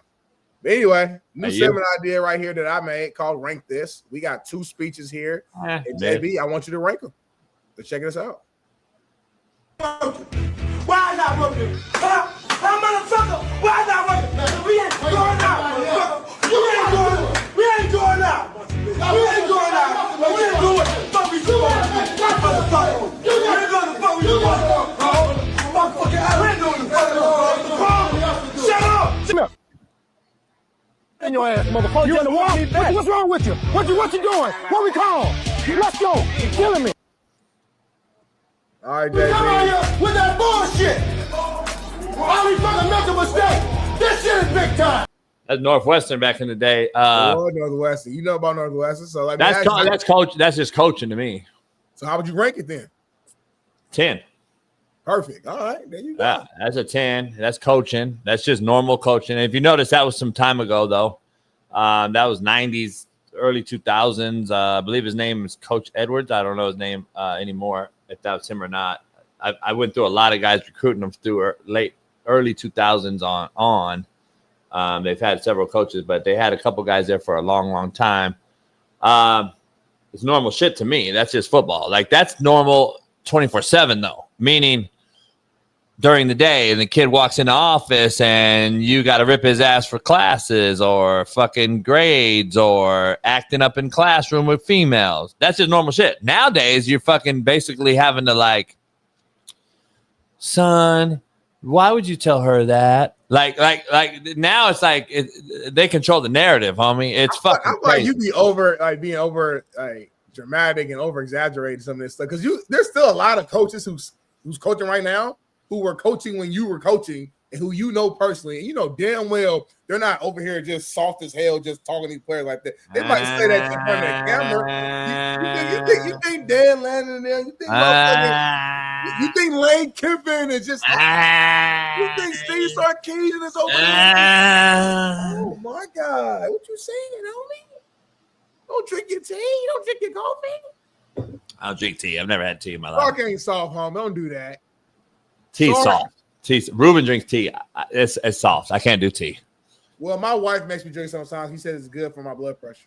They say it's good for you. You know what I use? I use cold green tea with ice. Yep. For my dog's paws. Oh, really? I dip their paws in there. I hold them in there for about a minute, front and back. Yep. And it actually, I have seen a difference. Somebody told me about it as a remedy. I have seen a difference. It's taking the redness out, and they're not licking as much. Green tea, hella good for you. Yeah. Anyway, we got the Korean Kosel, the master of all things. Yep. Asian community legend. Damn. White community legend. What? Mexican community legend in the boxing rings, mostly all Mexicans. Yep. The pride and joy of Montebello. Montebello. Orale ese. The co-host of Fearless with Jason Whitlock. Yeah. Mario Lopez is homie. Yeah, his best friend. 3 Knockdown Rule co-hosts. This dude popping. Our main man, Korean Kosel, Steve Kim, joins the show. Orale. Oh my God, great Thursday. Getting close, fella. You have this one? Berries? Oh, yeah, the berries. See, your resume is like elite. You have a crazy resume. When you really sit down and look back at your life. Don't forget, Victor Conte, snack.com. Latest film coming out today. But this is very good. Hey, Coach, you're going to enjoy this. You shit? So a guy that I respect because he played the game at Auburn, very good media guy, Cole Kublik. Okay. And he was an offensive lineman. So he played and he started. He was doing a show and he talked about the Auburn offensive woes. So that's his alma mater. But he said, here's another issue, guys, with what's going on with the systems and blocking and why up front there's so much slide protection and teams are just killing it because it's not that hard to break it up. And he said, well, I spoke to Brian Kelly, who said, here's the problem with all this transfer portal stuff. You can't teach guys anything, and everyone has to learn a new system, and everyone's teaching different ways to block. And I'm thinking, you know, see, I know a guy that's been saying it. I forgot his name. It's his asshole. Nobody likes him, so they don't listen. But I'm like, really? So you're saying that players changing teams all the time is disrupting roster building and teaching and learning I I even went more macro with Smitty on it. Remember, I discussed like from the weight room and tackling philosophies, why there's more injuries. I kind of broke it down macro level. Jason Whitlock shitted on me, and now he realizes that I'm the knower of all things when it comes to this space. And Jason Whitlock now is going to be forced to pay me. He's giving you your credit. He's giving you your credit. He did. He actually said about Stafford, maybe JB's okay. But I thought it was hilarious. Shout out to Cole Kubelik. Does a hell of a job. Really breaks down the film. But he parroted everything you've been saying for about 3 years now. Yeah, man, I say 5. I use it. I just use 5 because it's rounded up. I use it with Smitty to kind of buffer me to say in a safe space because I told Smitty yesterday, Cam and Mace now are taking live callers FaceTime, and then I told Smitty I started that, and Smitty like, you didn't start that, and I said, yeah, I did, and I used the term 5 years ago. So I'm just gonna keep everything at 5 years because I was the first one to take live callers from the chat that are still in here. Lucy, Shaun. I was taking live callers. I was the first guy to ever do it. McAfee told me I was crazy to do it, and I was the first guy to do it. But anyway, maybe he's the first person to ever take callers and fans to call. He's the Thomas Edison of YouTube. This guy, not callers, Smitty, like on the radio. It's not Howard Stern. I'm not saying I'm Howard Stern, but I'm saying video wise to show you face to face. I was the first one. I had Gorgon on this motherfucker. I had everybody. So I'm just telling you. You invented this gangster shit, huh? I invented this gangster shit. Hey, Steve, I don't know if you saw Braden Fajoko's take. He's going to be the new, he's just going to be hated on social media. I can see it. I love it. He's embracing it. He's going to have his own show. Bailey's going to help him out. He's starting to get that going on YouTube. He's just going to boy, Bailey grinding. Yes. Yeah. Smith, I'm going to put everybody this. I don't have to pay Bailey. I'm going to get rid of having to pay Bailey. That's smart. Here's the issue, everybody. I'm going to get him 20 shows. Yeah. I have a question. If he's going to be hated, so what are you going to say to him? The guy played the game at a high level. He won a national title, played in the league, earned paychecks. Yep. This is how a lot of, not everyone, but a lot of people are frauds saying, who are you to say that? Well, first of all, I believe everyone should have an opinion. How seriously I take that opinion is up to me. But when a guy like Braden says something about football, schematically or system-wide play calling, what are you going to say to a guy like him who's been in the trenches and made money doing this? What are you going to say to him? Well, they still say it. That's the crazy thing about it. JB, he's a mid player. He was only never drafted. It's just ridiculous. These cats are just. Well, that may be true, but here's the thing: you still made it further than 98.5 of everybody. He's also getting a pension. He also gets an NFL pension for the rest of his life. Right. I mean, like with Smitty, people say, "Well, he played at Ball State," and I say, "Yeah, he got his education paid for." Did you? Like people Jason Whitlock got his Smitty was an all-league player. I don't get why people think it's so easy to just go D1 and it's fucking crazy. It's crazy. People get on TJ Moe, and I say, well, TJ Moe had 1,000 yards. SEC at Division I football. And White, great little slot receiver at Mizzou. White. And I always tell people, put your resume up against TJ. If you don't like what he says, that's fine. But I guarantee you, 99% of people out there, you didn't have his career. White wide receiver rare is white running back. If you get paid to go play a sport in any way, right? There's I don't care what, or it's your scholarship. Yep. You pretty damn good. You're right. I'm telling you. Shit. I'm telling you. Go to Europe. Go to Play Arena League. Go ahead. Do you know how many NFL players played with us in those leagues? But anyway, he hate me. Remember, he hate me. I was Rod in the Smart XFL played in the and that Super started. Bowl. Rod Smart played in the Super Bowl, by the way. He was on the Panthers team that lost to the Patriots. Yep. Blew his knee out. My buddy Kevin Caseyhorn, high school player, played for the Bengals for years with Pac-Man and Carson Palmer and all those guys. A white safety that was really good in the league for a long time. Played for the Titans later in his career. He was in that XFL and that first team. Played for the Frisco team that lost to Tommy Maddox's LA team. Inaugural. I was at the game, Smitty. I was at the game on the sideline for the first inaugural game for the XFL championship. LA Frisco. People don't realize and remember that, but a lot of friends on there. Tommy Maddox won it. Got him a contract with the Broncos. Oh, no, the Steelers. The Broncos drafted him in 90. Steelers. Yeah, right. Yeah. But he ended up, I think, playing on one of the – I think he had a Super Bowl ring with the Steelers as a backup or something. Yeah, he did. Career. Yeah. All right, Smitty. We're We're diving into this thing with Steve and Miami, Florida State, Steve. It's a big game of the weekend, baby. Keys of victory with Steve Kim. Brought to you by Valor. Well, this is the one thing that's a little bit of a worry. I'm hearing it may not rain, so we finally get a dry track. Okay. Oh, man. The other thing, it's a variable. First road game for Miami of the year. I think that's a little bit different. Also, Coach, tell me if I'm wrong. Wouldn't you, as a coach, going into any game, much rather play a team that won than lost because it's just easier to motivate the players? Am I completely out of line with that? No, you're. I would say it's accurate. If you're only like, I don't care what anyone says. You can say what you want about these coaches, Smitty, and these speeches and all these, these big time motivational speeches and all these win one for the Gipper speeches. The kids are kids. That's why I stopped betting college. 17 to 22-year-olds that are chasing a bag of money nowadays in this landscape, I'm done with it. There's no motivating them to me anymore. I don't think it matters if it's a win or a loss anymore. Now you don't know what team you're going to get week to week. That's the biggest issue to me. So back in the day, yeah, I want to see you after a win versus a loss when you're a talented team that beat Alabama already on the resume, blah, blah. But to your point now, I don't know if it matters because I don't know if these kids give a shit like they did. Yeah, Really? Not as much, Smitty. I'm just not as much. I don't think. I feel like as a man, though, like regardless of the money, as a man, like we're That's natural, you, though. That's we're you and natural I. competitors. We're natural hunters. We're natural. We're. I don't think we can say we are anymore. Like talking about this game, everybody. You know what I'm saying? I don't know. I get it. I'm telling you, Smitty. You saw Justin Fields addressing about life's good. This is a different kid now, man. I'm telling you. This is my belief. I believe Florida State's going to have a sense of desperation along with motivation because they could still be right in the thick of a lot of things in terms of the ACC. Now, if they lose that game, now you got 2 league losses.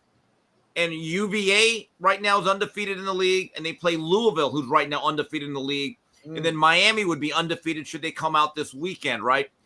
Here's what I think. If Florida State loses, which I hope they do, this thing could fall apart because now players could get into that mercenary mindset of, well, I don't know. I guess I got the NIL, but all our postseason dreams are over. I think it's a little bit different nowadays. I do. But Miami, in my view, you got to take the first 5 to 10 minutes where they're going to be emotionally amped up. Just got to stabilize the game and then hit some people in the mouth. Then it becomes football. If I was a coach right now, I would just motivate them with money. I'd be, hey, y'all, like, it'd be bounties. It'd be all type of shit going on behind the scenes. Like, if money's the only motivator now, well, let's use it to my advantage. Let's find a way. Let's do some incentives. Hey, we win this game, the starters get some, extra 10,000. I don't know. Find a way. If what you guys are saying is true, you got to use it to your advantage as a coach, in my opinion, somehow.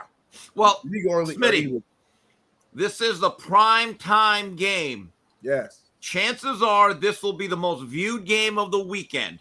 Mm-hmm. What do they say about the eye in the sky? It don't lie. Don't lie. Every day's an interview, too. Every day's an interview. Shedeur Sanders proved that yesterday. We're going to dive. Oh, sorry, Coach. Sorry, Coach. Sorry. That's what I do when people ask me about JB. Like, how is Coach JB? Is he really crazy? Like, is he really? You have to admit that was funny, Coach. Hey, you know what I'm saying? That was funny. Leave him alone, JB. Come on, that was good. It was funny. Like, that was kind of come on. God, say what? If he was white, he wouldn't say nothing. Like, damn, man. Yeah, racist. It's funny. If it was Bobby Sanders, you'd be cool with it. I mean, But you know what's funny? The funniest thing was the daddy's response. He said, "Oh yeah, that's a good one, son. You did that." I like that. Yeah, that was actually more embarrassing. But anyway, let's. You love it. You'll defend it all day.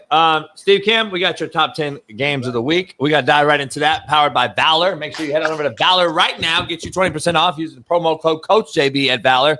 Shout out to everybody that's been buying Valor. It proves to you that it's a natural diuretic. It makes your wee hard. Yep. It is a all-day growth hormone. Yes. It's the most innovative drink in the history of drinks. Make sure you get over to Valor right now. I've literally gotten taller since I started drinking this. Yeah, you're all the way up to 5'3". Anyway, so Kyler Murray. I want to say something. This will be a full-blown football palooza. Coach, What's full blown? Break down full blown. that means I'm going to be there for the 9 a.m. game. Because last week you came and you had a little BPS in you. You showed up with Darnell Smith. No. I had another appointment. I had to break open some boxing cards. I had committed to do it without even knowing the date. And I'm Excuse like, Smitty.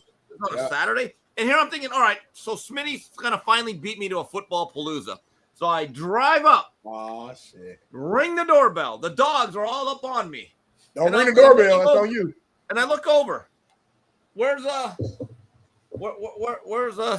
Ball State? Don't put me in it. Chirp. All I heard was silence. Oh, now you heard this. Chirp. So anyway. That's chirp for Smitty. So I said to Coach, so did Smitty leave?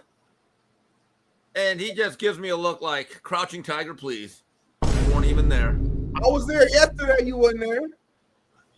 That's not a palooza. Wow. That's not I was about to say, you weren't here at 5 a.m. So Saturday, I do believe I have some RSVPs from some of my fellas. JC, Henry, maybe my boy Eddie. But this is a full-blown palooza.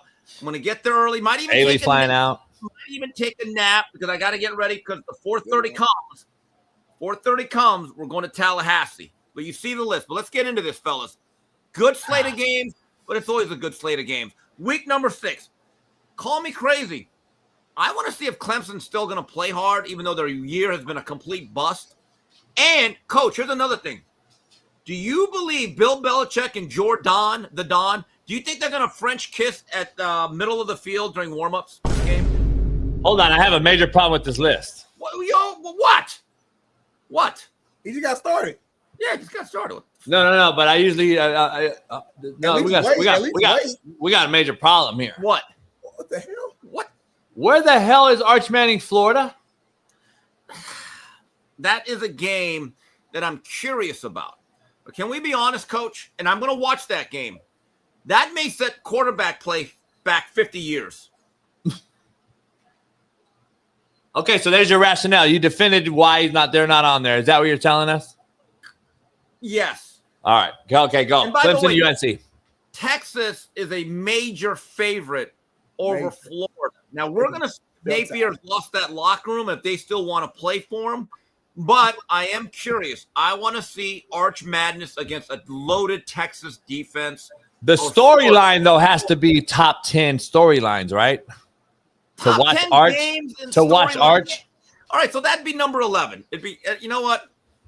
Maybe you're right, Coach. Maybe you're right. Maybe we're gonna be watching that game very closely. No, we might have put that on one of the. Yeah, it might be on the main show. Because I want to see Arch against a very talented Florida defense, and I want to see if Lagway can look any better. So UNC might go down as one of the biggest disasters of the year based on the hype that they got. Let's see what they have at home. All right, number 9, Michigan State, Nebraska. If you're Nebraska and you're going to make that third-year jump with Matt Rule, you got to win this game. I actually think Michigan State has one of the more underrated quarterbacks who I think can play at the next level. Aiden Childs-Please. Childs-Please can actually play under center. He's got a good arm. Jonathan Smith, it's a tough job, but I think they're making some progress. Gave USC some fits. But Nebraska at home, you got to hold serve here. Now, the other game that I want to talk about, number 8, Washington at Maryland. Maryland has one of the best young freshman quarterbacks, and now he's facing what I believe is his best team. So it's Damon Williams at quarterback, got throttled by a monster Ohio State defense. It happens. They're really good. Let's see if Maryland can get the 5-0. Loxley's got that thing going pretty good. And Malik Washington is a foundational player for that program. Now, number 7, Boise State at Notre Dame. Boise State solid, not as good as they were last year. They lost a great running back. Notre Dame is rolling now offensively. I think they're going to rack up a lot of wins. And my prediction, if they beat USC, the big debate in late November is this a playoff team? Because if A&M keeps winning and Miami keeps winning, how do you now couch that? You lost to your 2 best teams that you played on your schedule, but those 2 teams might be in the top 7 or 8. Again, discussion for another time and place. Number 6, the most underrated game for me, and I'm an ACC guy because that's where Miami is for now. UVA, big emotional upset on prime time. Now they go on the road to Louisville with your old guy Brom, Coach. Coach, I haven't liked the way Louisville has looked. I know they're undefeated. They don't look that good. And Miller Moss looks a little bit limited. I don't know. I think UVA is actually live, and they have some very good offensive weapons. I think Jamari Taylor's a future NFL back. All right, number 5, Iowa State, Cincinnati. Coach, this is a quarterback prospect that I like, and I'm not talking about Rocco Beck. Rocco Beck is excellent. Brendan Sorsby out of Cincinnati. I'm telling you, he's putting together a hell of a year. Outdueled Jalen Daniels last week. Cincinnati is a live team here. Great offensive performance last week. This game's going to be coming down to the wire. Number 4, Texas Tech and Houston. Your boy Willie Fritz. I want to give Houston a shot, but Texas Tech showed me something in Salt Lake City a few weeks ago. I think they're simply too strong and too deep. Willie Fritz is moving that thing forward. They're getting better. Not there yet. I think Texas Tech's actually a very legitimately good team. I think they might be in the playoff. Then, Mississippi State, despite their loss to Tennessee last week, Jeff Levy's doing a hell of a job up there. More cowbell, please.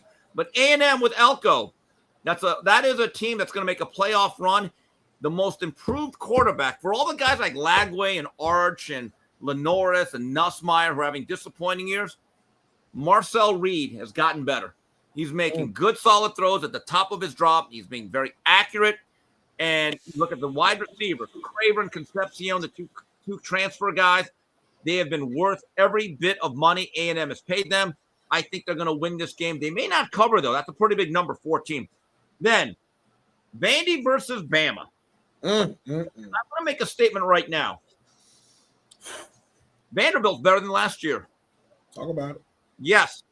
Not only do they have Pavia, the outside talent, outside of Stowers, the tight end, with Trey Richardson and Junior Souls, they actually have the ability to beat you over the top. And this is a pretty explosive Vanderbilt offense, believe it or not. Pavia is going to have to hit some deep shots because you know what Alabama is going to try to do. I believe, unlike most people, this will be a game going into the 3rd and 4th quarter. Everyone thinks it's going to be 45-0 revenge game. Yeah, look, Bama's not going to be held by surprise this year. Vandy's actually pretty good. I just don't see them being good enough defensively to stop a surging Ty Simpson. Bama wins, but I think Vandy earns more respect. And then number 1, the rivalry. Florida State, Miami. There it is. Thank you. Steve, I would replace the Washington, Maryland game on your list. Okay. With I would swap that out for Indiana, Oregon. Ooh, that's too big of a game. Wait, is that this week though? I thought it was. Isn't no, it cannot be. There'd be hype all over it, guys. I don't think they play this week. They don't. They don't. Bailey. No, you're right. They play on the 11th. October 11th. Thank you, Bailey. All right. Thank you. All right. Okay, I stand corrected. All right, that's a big game coming up. I was about to say that's a hell of the top 3 next week. That's a hell of a turnaround. Yeah, that's a hell of a turn. You know what's funny is why are these teams having buys in the same week? Like it's very funny, isn't it? Have you noticed that, Coach? Last week, did you see the 2 buys that we had, and then this week? Coach, how about this? Miami had a bye this week, and after Florida State, we have another bye. We have 2 buys in 3 weeks. I don't get it. It's terrible. All right, so that I would actually put Minnesota, Ohio State over that Washington, Maryland game for me. And then I'm going to put UNLV, Wyoming in my mix because UNLV's 4-0. And Wyoming's not a pushover. Coach, I have a question. UCLA has a job opening. Yep. Our boy Noel Mazzoni's back. Yeah, Noel. So, and good luck to you. You have a tough job ahead of you. But anyway. We're going to have dinner Wednesday night. Go ahead. Dan Mullen. Would he be on that somewhat short list of UCLA's search committee?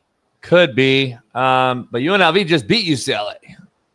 Right. So hire their coach. Like, how do you? But if you're the coach though, like, are you saying, wait up, I got more money here? Like, it's just funny. It's a weird dynamic now. I really wonder, do Florida fans now have a different view of Mullen? I get it. He wasn't the hardest recruiter. The culture thing, his record at Florida compared to every other coach post Urban Meyer is miles better than anyone else, from Muschamp to McElwain, certainly to Billy Napier. I just wonder, have they kind of rethought that whole thing? Yeah, it's interesting. Here's the biggest take for me though. If Willie can get it done and beat a superior, talented, more money paid athletic team in Texas Tech, I would have to think he will be number one on Arkansas's board to hire. Because he has a connection there. He was up for the job a few years back. He's from Kansas, Missouri, Arkansas border. He's been at Central Mo. He's been at a lot of got connections with all the Kansas JUCO. He's a Kansas JUCO Hall of Famer. I think he fits the mold. I think he's only trailing active coaches in wins. Is Brian Kelly? He's the only one he's actively trailing. And Brian has like 320 wins, I think. The best natural fit though they've talked about. Malzahn? Gus Malzahn, and then also Rhett Lashley. Yeah, Lashley played there, and Shaun King and I broke down his speech. It was bullshit. Well, hey, leave Rhett alone. What's he supposed? Say, you know what? I'm not going to talk about that while I'm coaching another team. Like, he went into the whole conversation. All right, wait. On that note, then, you know who also said that? Guess the coach who said this about a certain job years ago. I'm not going. All right, I'm not going. What do you want me to say? You know who that was? Lane? No, Nick Saban when he was with the Dolphins. Oh yeah, well that's the league. That's just like that's different. Oh yeah, now yeah. Okay. That's like Urban Meyer. That's different though. Remember that? It's not different. It's not different. Smitty, man, BPI. That's different though. That's different though. Friday, yeah. That was different. That's different though. All right, Smitty. Well, we got to show this because Steve did a viral take. We talked about it. He predicted this thing, and I was like, hell no. What happened? And now Ed Ogeron is confirming, Steve, that he is up for anything. Ed Ogeron said, I'm ready to go. Check it out. There's talk that you want to coach again. Does that mean big-time assistant like you were at USC? Does that mean head coach? What does that mean? All depends what the best thing available is, Jock. But I'm ready to coach again. I left a little bit meat on the bone. I'm ready to go. Yeah, no, I'm ready to coach whenever. Steve Kim. I told him the other day. I told him I wasn't coach. He went on coach. They be so big. This is what America needs. Go Bruins. All right, go Bruins. He needs the coach just because of his voice. He's a football guy. Just his voice. His voice alone. We need that taco ball. I'd love to see it. I think he's a national treasure. What a guy. Personable, charismatic, put his time in. See, I see that. I see a Florida fit for him more than anything. If anything were to, if anybody's to hire him, it's a Florida. I could also see South Carolina, and I could also see Vautech. If South Carolina don't go to Vautech, I could see Vautech. I could see any one of those three right there. He'll bring Lance Thompson with them. Lance Thompson has got South Carolina ties, an old Alabama guy, good friend of mine, great recruiter. You guys know that Ed Orgeron is one of the last two graduate assistants ever hired by Jimmy Johnson at the University of Miami. Ooh, him and Tommy Tuberville. Yeah. Jimmy knew how to. Jimmy could spot talent. He could spot talent. Yeah. What's your take? What's your take on Paul Feinbaum talking shit now and kind of like I might be done and go run for Senate? All right, here's the problem. I don't care who he voted for. I don't care about his political beliefs. Here's the problem. His platform would be 10 SEC teams in the playoffs, and I'd be like, yeah, I'm not voting for you. Not doing it. Hey, he went on, I don't know what he was on, Outkick or something, but he was like, yeah, I can't talk about certain things. ESPN won't let me. He kind of said it. I'm curious if ESPN makes a move with him. No, he can't say it because he's conservative. If you're Mina Kimes, you can go on the campaign trail with Karen Bass. That's the reality. It's really crazy. It is true. I'm curious if ESPN makes a move with him now that he's come out and said it, though. It's funny how only one side can talk. Like, he asked to get Trump on. They wouldn't let him, but then they had Obama on. Like, it's funny. Used to do his bracket. Do the bracket every year in March Madness. I don't know. It's crazy. Hey, guys, how do you feel about Interesting situation. Mekhi Hughes, who was a standout runner at Tulane, got a lot of money from Oregon, and I guess yesterday it was reported he's self-redshirting because he's 4th on the depth chart. Was he better off just at Tulane, or was it worth the money, Smitty? Honestly, I think he got like $700,000. Yeah, I mean, if he ends up playing like next year and he's like the guy next year, then I think big picture, you'll look back and say it was worth it.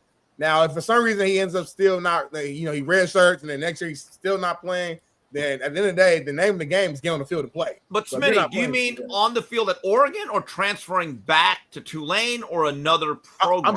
I'm sorry, on the field at Oregon is what I was saying. Like, here's the problem. Yeah, Smitty, I rewatched the Penn State game. Mm-hmm. That number 23, who's a true freshman, De'Aaron Hill, nice. He's got jets. He's got some special stuff. I'm like, ooh, that guy's pretty damn good. Jordan Davidson, number 0, is pretty good. And they have Whittingham. So the thing is, De'Aaron Hill is a true freshman, so that guy's going to be number 1 for another 2-3 years, right? Right. If you're self-redshirting, I'm wondering if Oregon's thinking, well, we're not paying a 4th-string running back over $500,000. He may not have a spot at Oregon, right, Coach? Hell no. I don't think so.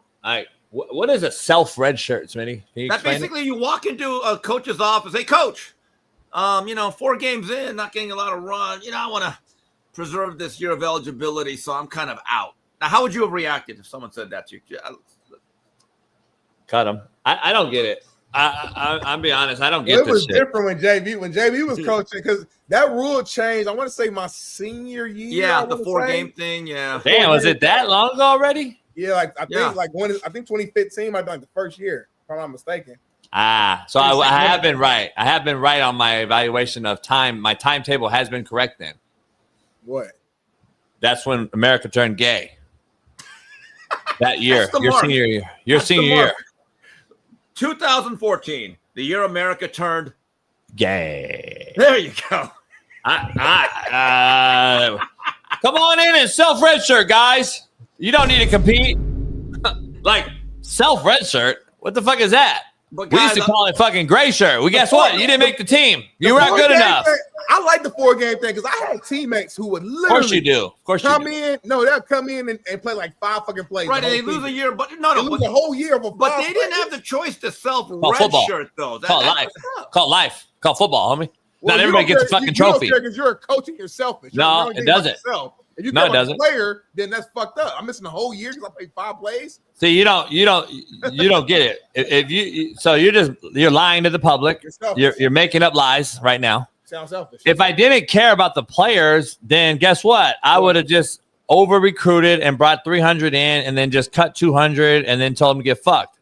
If it doesn't matter to the coach, guess what? If you don't realize, if you play 5 games and burn the red shirt, do you know that was a huge issue with coaches? Fuck, we burned the red shirt. Right. You know, I've seen coaches get fired on the sideline for throwing a kid in, and the head coach said, hey, he can't go today because we'll burn his shirt, and we fucking need that motherfucker next spring and to start being our guy. And then the coach throws him in on accident. You know how many times I've seen an accidental guy burn a red shirt? You don't think it matters to us? Come on, homie. You're just making up shit. Coaches want the eligibility. They want the players. Crazy as fuck. We got 10 semesters with you. They want 5th-year players because age matters. But I don't think Mekhi Hughes understood that Oregon recruits at a high level. They're not just going to say, hey, we got Mekhi Hughes. We're good. No. But if anybody gets it, Smitty gets it because we're always trying to out-recruit Smitty.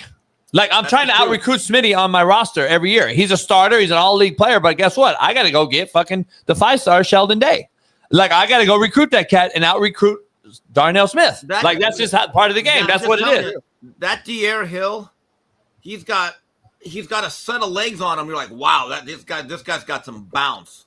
He's smooth. He can run, and he's fast. He's gonna. I think we've taken it so we've made it so fucking it's such a joke to me. Like, that's part of coaching back in the day. Managing our roster, understanding who's going to be shirted, who's not. Gray shirt guys, get them underneath the units. Practice squad guys. I got guys that are red shirted who go to South Carolina and never played it down for me at Indy. Went to South Carolina on a full scholarship, never fucking played it down for us because he couldn't crack our 20-man out-of-state roster.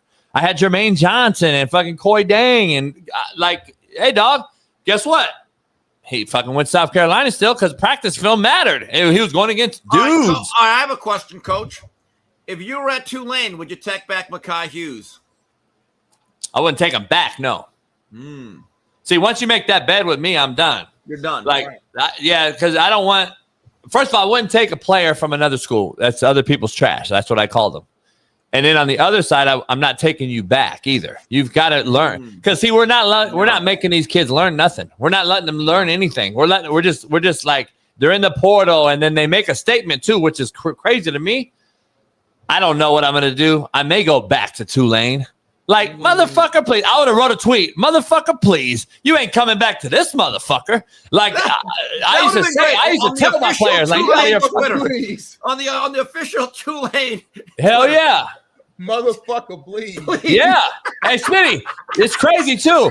I would have kids walk in. You can ask my players in here in the chat. Stop sign. Hey, Smitty with the stop sign. Yeah, hey, Smitty. I think Smitty met a player. Steve, I think Smitty met a player at a barbershop or something that said he left or whatever, and if come to find out the kid, and I fucking cut him. And it's crazy because, like, these cats really came in thinking, Coach, I'm going to go check this out, and I might come back and shit. Like, they're telling me, and I'm sitting there looking, like, smiling with a shit-eating grin on my face, like, bitch, you got me fucked up. And then they just sit there with their eyes open like, what? Motherfucker, please. Once you walk out them doors, bitch, the fucking key changes. Right. The fucking locks change. The locks change, motherfucker. And I would get a box. I'd stuff all the stuff from the locker. Oh, tape dude. it up. Oh, I did that all the time. Oh, no, I didn't tape shit up. I gave it to my other players. JB said he's not spinning the block. We have a hit pad over here. Oh, yeah. Don't get it twisted. I took the shit out of the lockers and gave it to all my other players. And guess what? Smitty, you know this. My motherfucking other players, hell, you give me that shit, go. These motherfuckers don't give a shit. Yeah. Well, they're excited. That's how you know we've lost the ground roots of things. Because with the players back in the day, if you left our team, fuck you. Blood in, blood out. Blood in, blood Hell out. yeah. And they'd take your shit in a heartbeat and they posted that shit on Twitter. I got this motherfucker's clean. Coach. Hey, hold on. They did that with Jaden Daniels. They burned this stuff. No, and I respected that. You know what? Everyone's, well, he want to. You know what? I respected the fact that Arizona State Sun Devils said, no, you're no longer a devil. You're dead. I respected that. Hell yeah. I respected the commitment to the pro. Now, I hope none of those guys transfer. But I'm just saying. You know what you have now, Steve? You know what you have now? Good luck, dog. Hey, dog, I got your shit at the house. I'm going to bring it to you later on. Just meet me at your mom. Have your mom meet me, and I'll give you your cleats, and I'll give you guys the stuff back. Man, it's fucked up what Coach did to you, man. You got fucked, homie. I know, man. It's fucked up what Coach did to you and shit.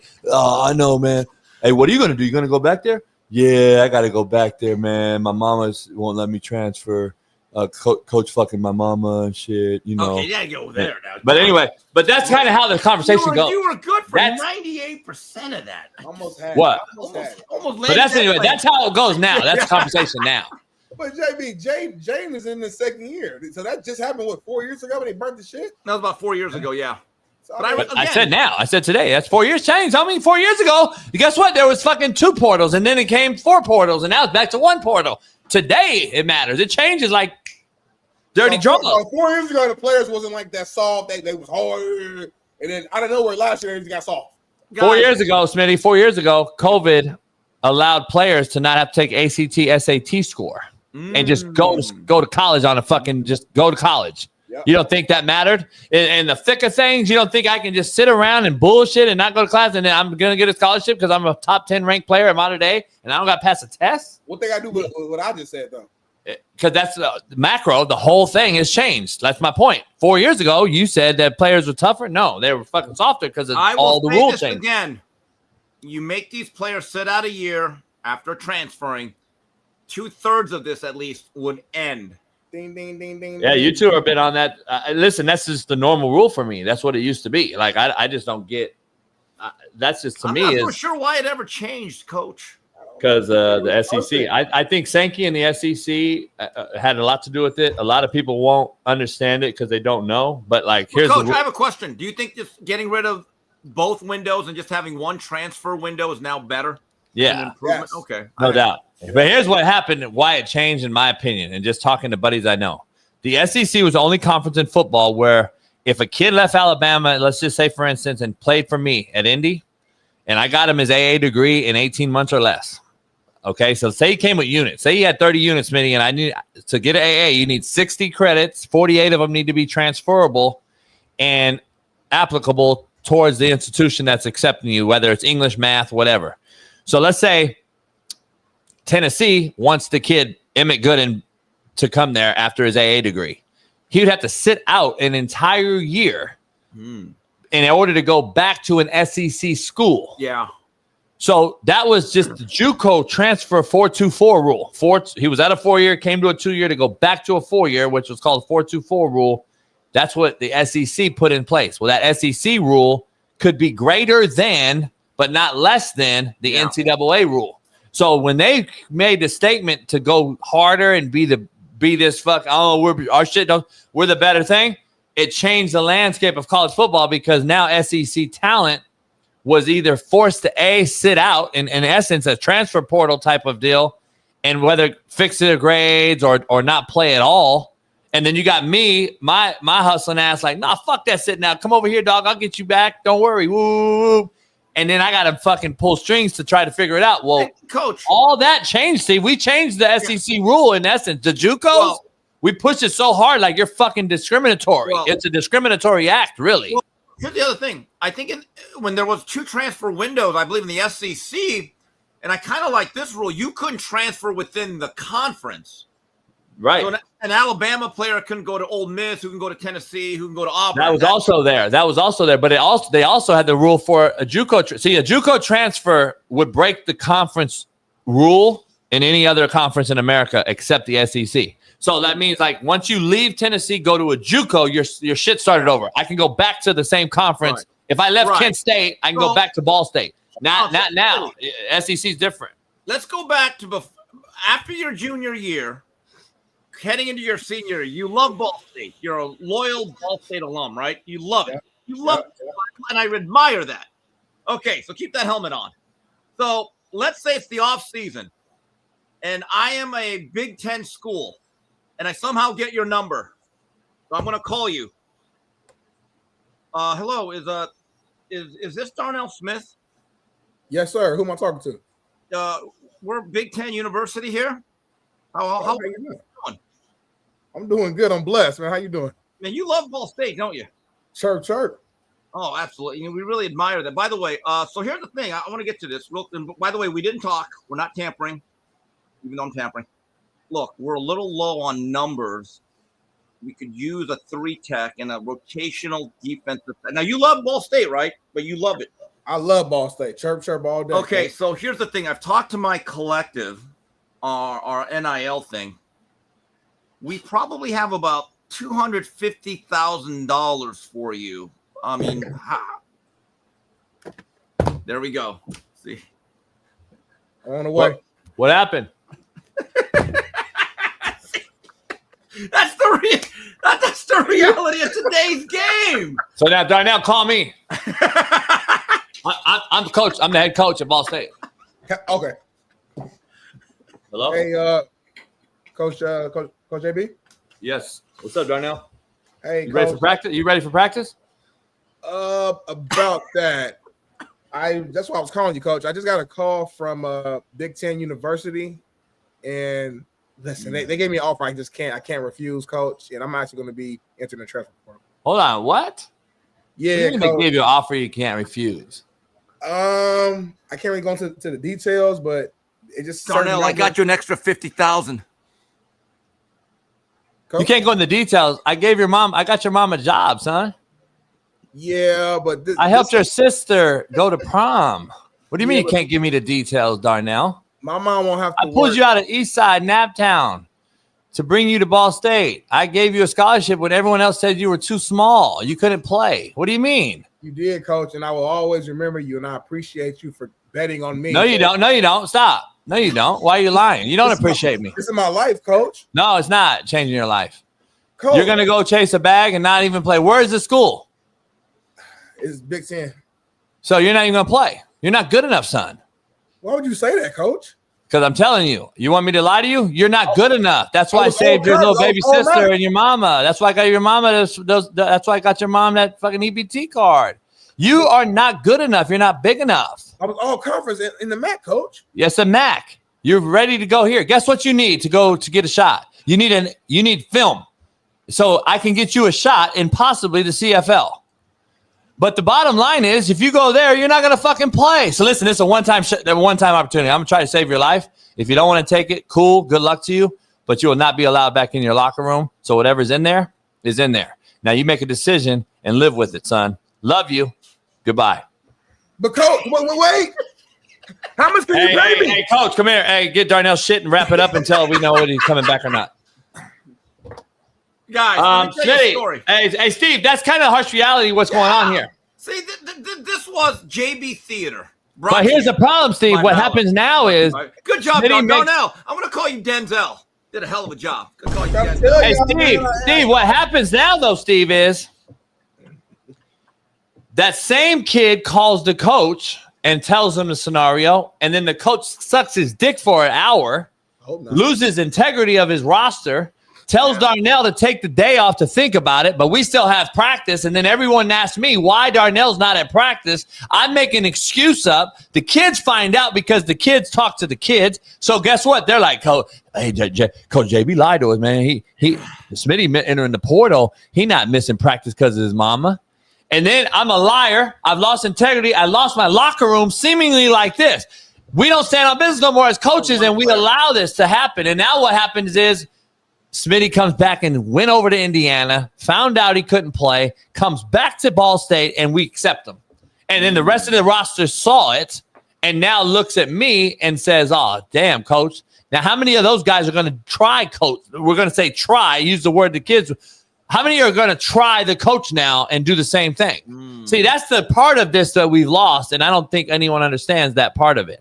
Like, coach, I was trying to be truthful to Smitty and say, listen, man, I gave you the fucking opportunity. You're not going to really go play at Indiana. You're just going to get a bag. If you go to play here, at least you have a longevity and try to go play CFL or maybe get a shot in the league. I don't know. But you need film, not 2 snaps, possibly. Like, just because you're at Indiana. You're still 5'11" at Indiana, by the way. See, that's what they don't understand. They don't grasp the concept that you're still 5'11" at Indiana, and those coaches could give a fuck less about you. You're just a depth chart guy.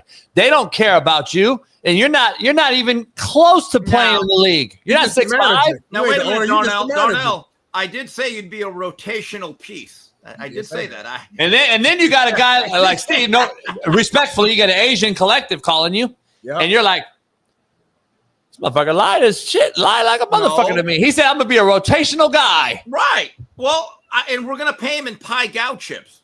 And you're going to play him in pie gow, and then Darnell's looking for you, which he'll never see you in the entire duration while you're at Indiana. He never found you. Yeah, I'll be in Shanghai watching He never found you, and then he's calling back to Levy or whoever. He's like, hey, man, coach, can I come back, man? And then if it's a guy like me, I'm like, nah, you made your bed, son. Yeah. And other guys are taking them back now, and then that's when they lose their integrity. That's just what I'm seeing across America. Darnell, coach, I'm just saying, this is so generational. I talked this months ago. I met Randy Bethel, has a couple of national title rings, very good tight end at the University of Miami. His son played for Mark Richt at Miami about 7-8 years ago. Solid defensive tackle. And the first time I ever met him, I'm on the phone with him. Someone put me on the phone. I said, Randy, let me ask you something about this whole portal thing, because he hates the portal. Just like you, coach, because he played in that era from 87 to 90. Right. And he said, I would have never. He goes, no, I'm not taking the money. I was a Hurricane. I'm committed. I love my program. And he tailgates with them every weekend at the games. Canes for life. Great group of guys. Yeah. So I said to him, well, what about your son? He played in the portal era. What if some school offered him $300,000? I swear, he goes, not happening. I'm not allowing it. We're Hurricanes here. The way he said it, I was like, yeah, that's not what's going to happen. Yeah. It is generational. Guys like you, Smitty, are going to think different than Coach JB. That there is a reality to this. It is a generational issue. It is, man. I'm just telling you that, and I blame the coaches in the room, because if the coaches didn't take everyone in the portal, then they wouldn't become what they are. See, we've allowed it as a grown-ups, because at some time, when are we going to deny the portal kid? And by the way, 90% of the portal kids are shit. They're shit. They're not only shitty players, they're shit birds. Like, I don't understand why we keep taking them. The first thing I see, and I've talked to the coaches buddies, they're like, Coach, get on the O lineman. So as soon as the season ends, they're trying to grab any old lineman they can for spring ball. So they'll go grab a fucking shitbird from Nevada who played at Nevada. Let's say, okay, cool, he's 6'6". So we'll take a long kid from Nevada, but he really is a shitbird. He robbed the student store twice, fucking robbed McDonald's. He took a cookie tote. He fucking got 2.4. He barely made it. But they don't tell you that in the portal. It doesn't have a fucking whole thing on the portal about what he did wrong. It only has what he did right. He said he's 6'6". He was a high school All-American, Smitty. That's all it has in the portal. It doesn't say that he robbed McDonald's and he fucking is a shitbird and he has 2.3 GPA and he fucking told coaches what he fucking will and won't do. And Look fucking like Tarzan, play like Jane. They don't say that in the portal.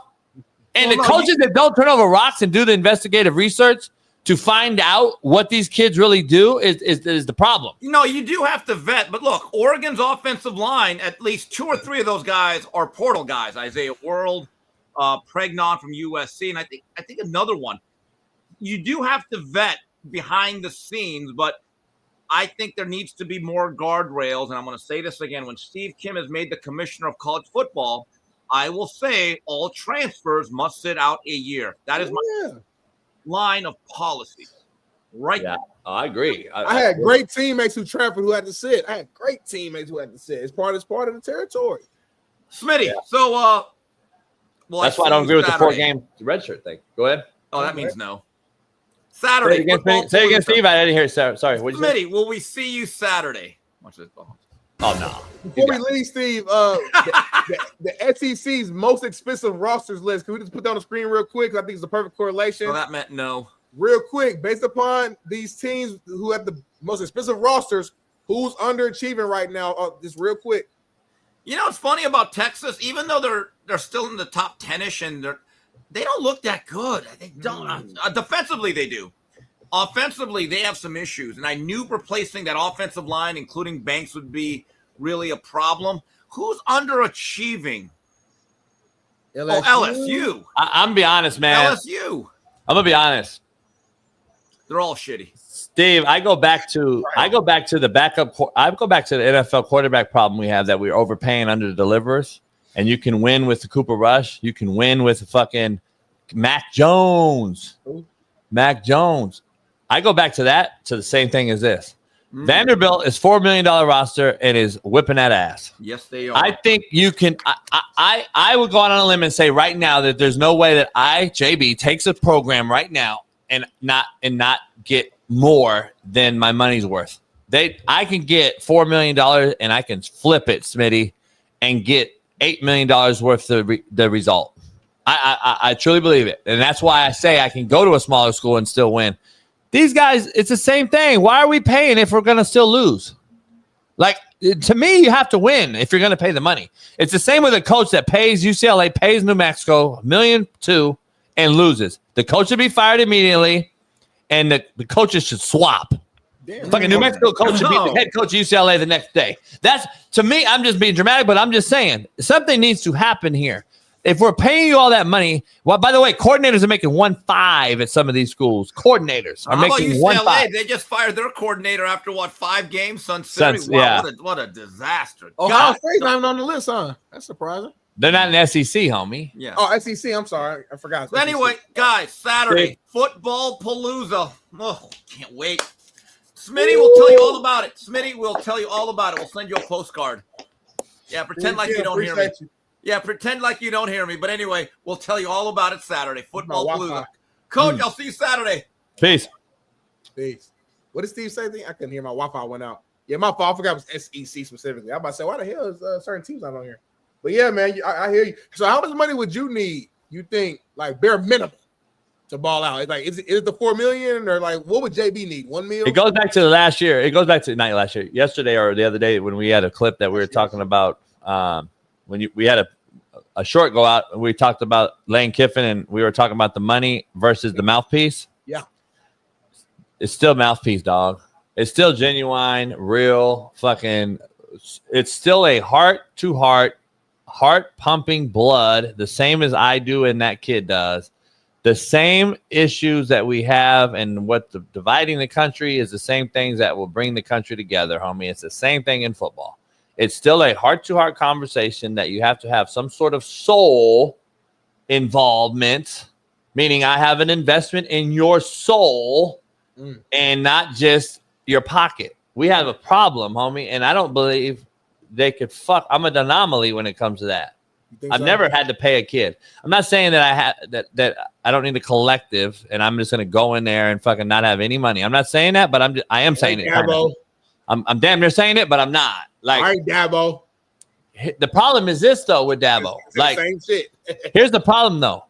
I think you're overpaying these rosters, which is allowing teams that are overpaid to lose games to more inferior opponents that are underpaid. Let me say it again. I think the reason these big schools are losing is because they're overpaying rosters, because unless the whole entire roster is making either equal or close to, you're never going to have full buy-in, ever.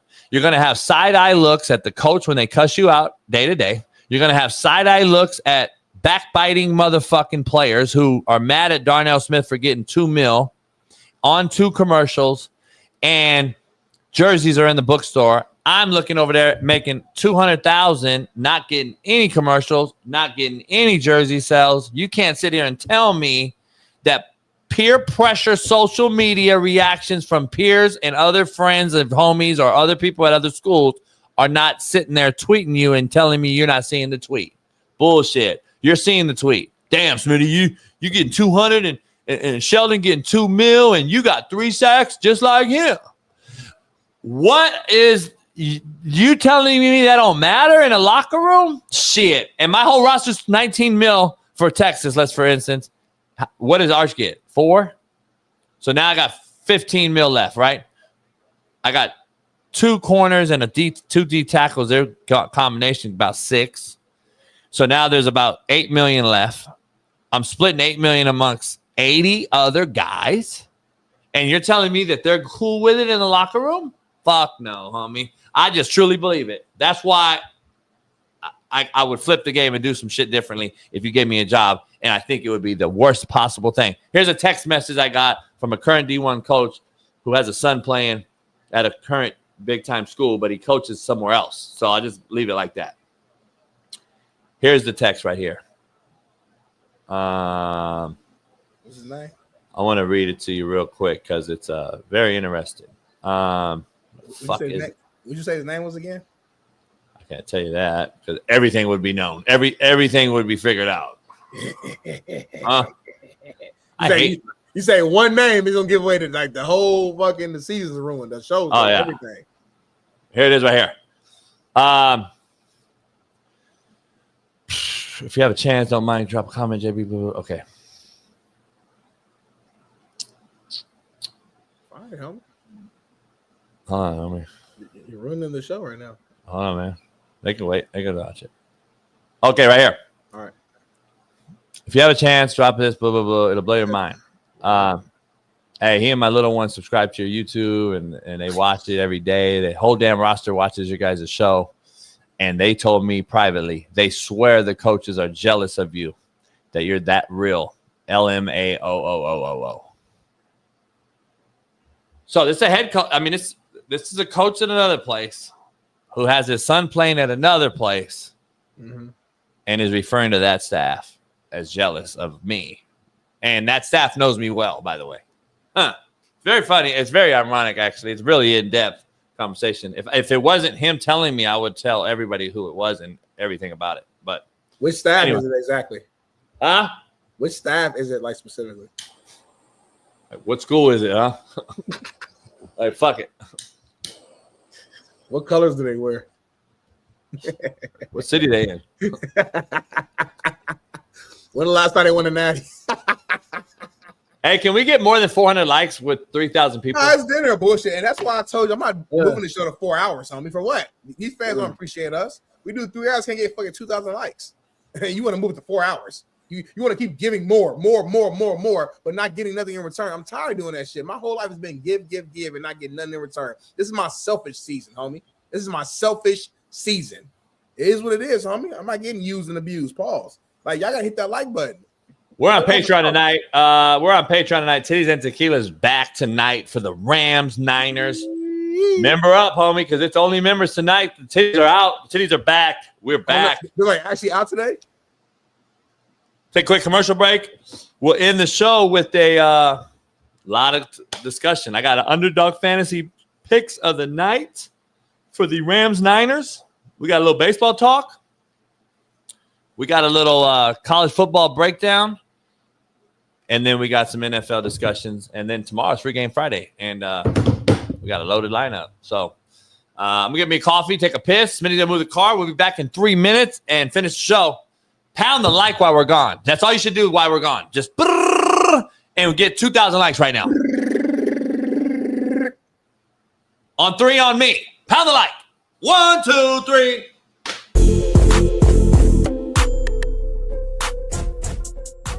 Hey, well, fuck it. I'll go home tonight. I'll drink my yak and smoke my stick, and I'll get it back cracking.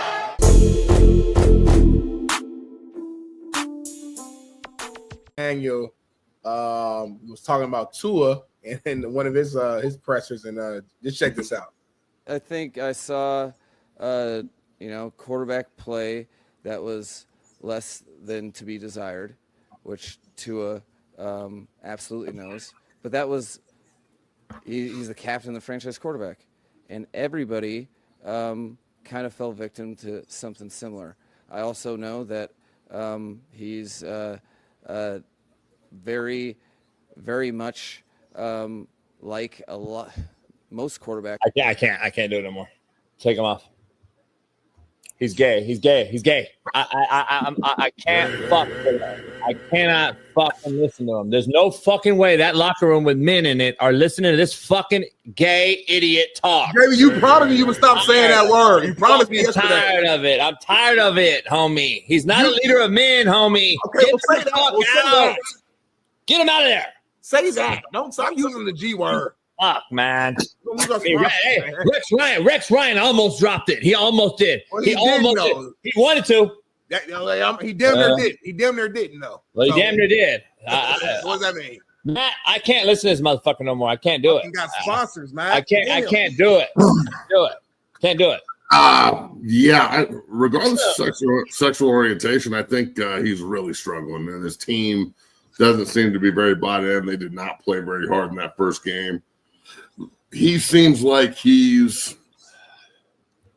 it's almost a little smug, like he's just kind of standing there just like, well, this is what's happening and this is what isn't happening, and I know I'm about to get shit canned, so fuck it. Oh, man, I'm so tired of listening to this motherfucker. He's definitely thrown in the towel, bro. He's just fucking. Matt, let me ask you something real quick. And Smitty, I want to ask you what Lembo did with you guys at Ball State. Let's say you hit a rough patch, you're struggling.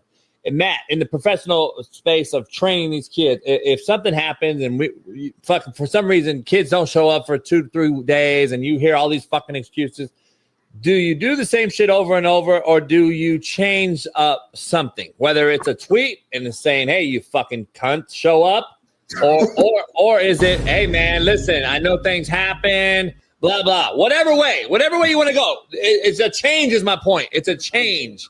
Here's the point. We're not going to just sit there unless we just want to get out of the profession, right? If you want to get out of the profession, then you stay the same and just get the fuck out. If you want to adapt and adopt and overcome, then you do something to change it.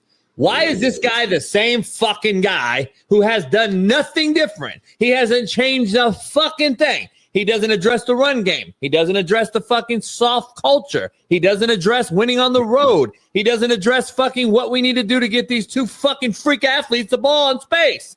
I don't understand what they do over there on a day-to-day basis besides him coming to the podium with one fucking sweat leg up in a vaping pen and looking like the same fucking analytical nerd fuck Rex Ryan called him.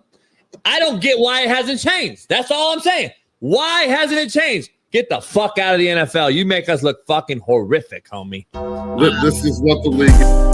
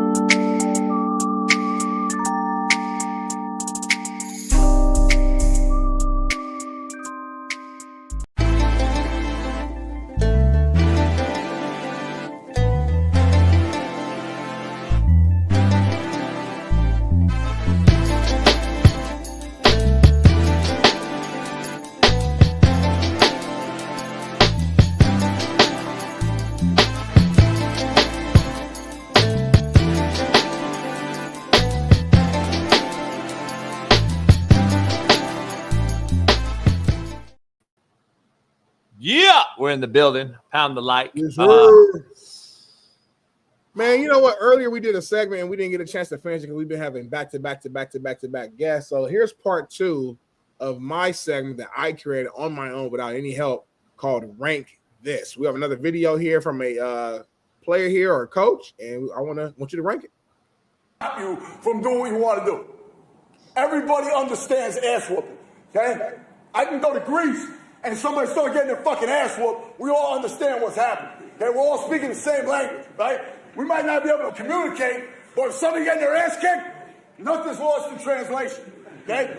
All over the world, they speak ass whooping, okay? To the day you die, okay? So here's what I'm saying. Let's eliminate that factor. They can't outwork you.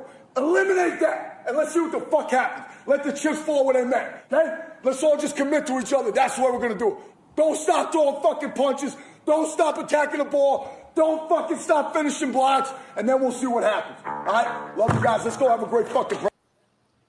Ooh-wee. So that's the former Dolphins linebackers coach, my guy Anthony Campanile, who is currently the DC for the Jags, for D. Jones Jags. How would you rank that speech, man? Scale from 1 to 10. It's a 10. Here's the reason. The Jags are pretty good on defense, I heard. Are they?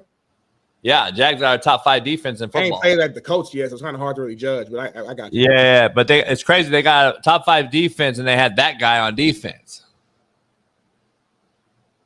Correlation. Have you figured out that the coaching still works? Really? Yeah, like players still actually listen to that type of coaching. They still listen to guys that talk like one of the guys. That's like football talk, isn't it? Like normal? Not, well, a win is meaning you win and you don't lose and you throw the ball. Who talks like that? And then if you throw the ball on 3rd down and get a 1st down, then you usually win the game. And I know we're 0-11 on the road in the North, and I know we can't play football and beat anybody, but guess what, you guys? Let's go. We can still win this game. 1-3 sucks. I get it. But at the end of the day, it feels a lot better to win the game than lose the game, doesn't it? Winning feels better than losing. Losing sucks. Losing always feels bad. That's why we have to win. And to win, you have to not lose. What? That's motivating me, homie? Are you fucking shitting me? Fuck, homie. That guy, everybody resonated with it. Tyreek Hill was even fucking him once again in the front row. Go back to video. You see, you're not macro in this thing out with Tyreek Hill, homie. Just take a listen. Take a look at in the front row for a minute. I can go to Greece and somebody start getting their fucking ass whooped. We all understand what's happening. Okay, we're all speaking the same language, right? We might not be able to communicate, but if somebody getting their ass kicked, nothing's lost in translation. Okay? Hold on, homie. Am I bullshitting? No, I do talk a lot of shit, but am I bullshitting or not? Am I bullshitting with this motherfucker? Is this not his meme? Stop, homie. You gotta chill, homie. I think he went like this. He was pointing at Sutil. Homie, every fucking time you look, this motherfucker's fucking something. What do I know? What do I know, homie? It's unbelievable. I give it a 10. That's fucking coaching. That's football. Fuck. There you go. I'm tired of this. My point is, there's still a lot of guys who are still coaching, homie. I know you. I know you like to point out. I'm not lying. Don't put extras on it. You like to point out the outliers, the ones who stand out, the Mike McDaniels of the world who you don't like, and let that define the totality of football. Football's gone. Football's ruined. Everybody's soft. No, they're not. Still a lot of grown ass men in these locker rooms. So you can say all you want. The majority is my way. Not majority. Yeah, it is. Well, obviously, it's showing. It's one guy, Smitty. Hey, Bailey, show me all the other 32 coaches doing it. Go. We can. No, you can't. You can't. If you want to spend a whole show, we can do that. No, you can't. Mike Tomlin gets some of the best fucking. You got one fucking guy out here. You got maybe like 6 guys in the league doing it. Come on, homie. You're so micro with this that you're not a numbers guy. You're not a numbers guy. You're not a numbers guy. Hey, stop. You don't grasp the concept because you never coached a full totality in numbers. So you got 6 guys coaching doing this? Vrabel. Okay, let's name the guys you think. Let me just break it down. Name the guys you think are like we don't this. have the time to do a whole show on So that. you said Vrabel, Tomlin, Both Harbaugh, both Harbaughs, McVay, Carroll, yeah, McVay, Shanahan. He ain't no all right, Shanahan. Lions, my guy Dan Campbell. Campbell, that's 8. That's 8. That's 8. Raheem Morris. 9. Texas head coach. 10. Andy Reid. 11. Andy Reid. 11. Let's keep going. Sean Payton. Come on, homie. Hold on. Pete Carroll. I already named him. Let's macro this. I'm going to show you why you don't understand numbers. He's not showing me shit. 12 coaches in a team led with 32 teams, and then do the roster check on that. How many roster? How many kids? How many guys are on each team? We had DQ the other day. How many guys? How many guys are on a roster? 53. A-ball will cuss your ass out. So 53 guys, and let's say 15. Let's just round it about 15 coaches. Let's say 15 man coaches are out there. I don't want to say 15 if it might be 25. Okay, so 15 guys. There's 53 men on a roster, and you think that's going to be enough to make the league tough man, gladiator? We're talking about head coaches. We're not. It don't matter. We don't know all the assistants. We don't know all the special team coaches. Hey, the assistant coach. Listen, as great as that guy's speech was as an assistant and the linebacker coach and all that, it doesn't carry any fucking weight if the head coach is a bitch. Come on, homie. Like, the head coach is the end story. It's not a fucking assistant coach, homie. He doesn't carry no weight. Come on, homie. You act like Flores is an assistant now and he's carrying weight. He doesn't. No, he doesn't. He doesn't carry weight. He's not a head coach no more. You only carry the weight as the head coach. That's why the wins and losses go on this seat. They don't go on the fucking assistant coach, homie. You ain't been a position coach in a long time, so now you're devaluing the. Not devaluing it. Smitty, come on. I understand it more than anybody. The problem is, Coach Chad who's on the podium? Who's on the podium after the games? Of course, you're the. No. Let's just break this down. Who's on the podium after the game? Who's addressing the team after wins and losses? Who's talking to the owner every day about wins and losses? GM. The head coach. So if the head coach has to do all that, that's what you see the most. The players hear that guy the most in front of team meetings. Then the assistant coach holds no weight, homie. You see a speech like this and you're like, yeah. You know why? Because the assistant coach has more passion right now. And he's like, fuck, man, our head coach is a pussy. And I got to get these guys lit up. I'm only doing it on this side of the football. You act like the DC's talking to the entire team, homie. He can't. So he's pigeonholed. So at the end of the day, the assistant doesn't have a lot of fucking weight at the end of the day. So 15 head coaches got balls. Yay! No, we stopped. How many players in the NFL? How many players are in the NFL? We stopped at 15. I didn't stop. Nick Sirianni. What are you talking about? Like that's what I'm trying to tell you. It's more than you think, homie. Stop. I'm damn near already at 20. Stop. Stop. If you think Sirianni's like a fucking he ain't soft. He's a former player fucking with the Mountain Union. If you know football, you know you respect Mountain Union. If you're a real coach who knows football, like okay then. So he played it, he coached it, he worked his way up. What are you talking about, homie? You gotta stop it at some point. When you're wrong, just say you're wrong, homie. Your ego. Just say Sirianni has a bodyguard that makes him look tougher than he is. Just say that. That guy been there forever. Say that. Say that. He was there when fucking Andy was there. Stop. He's this guy, man. I just can't. Don't put an argument with Jason. You're never gonna win. You're wrong. I'm right. Move on. Yeah. Anyway, the Cardinals are struggling, man. I don't like your segment. Rank this. I don't like rank this no more. Don't do it again.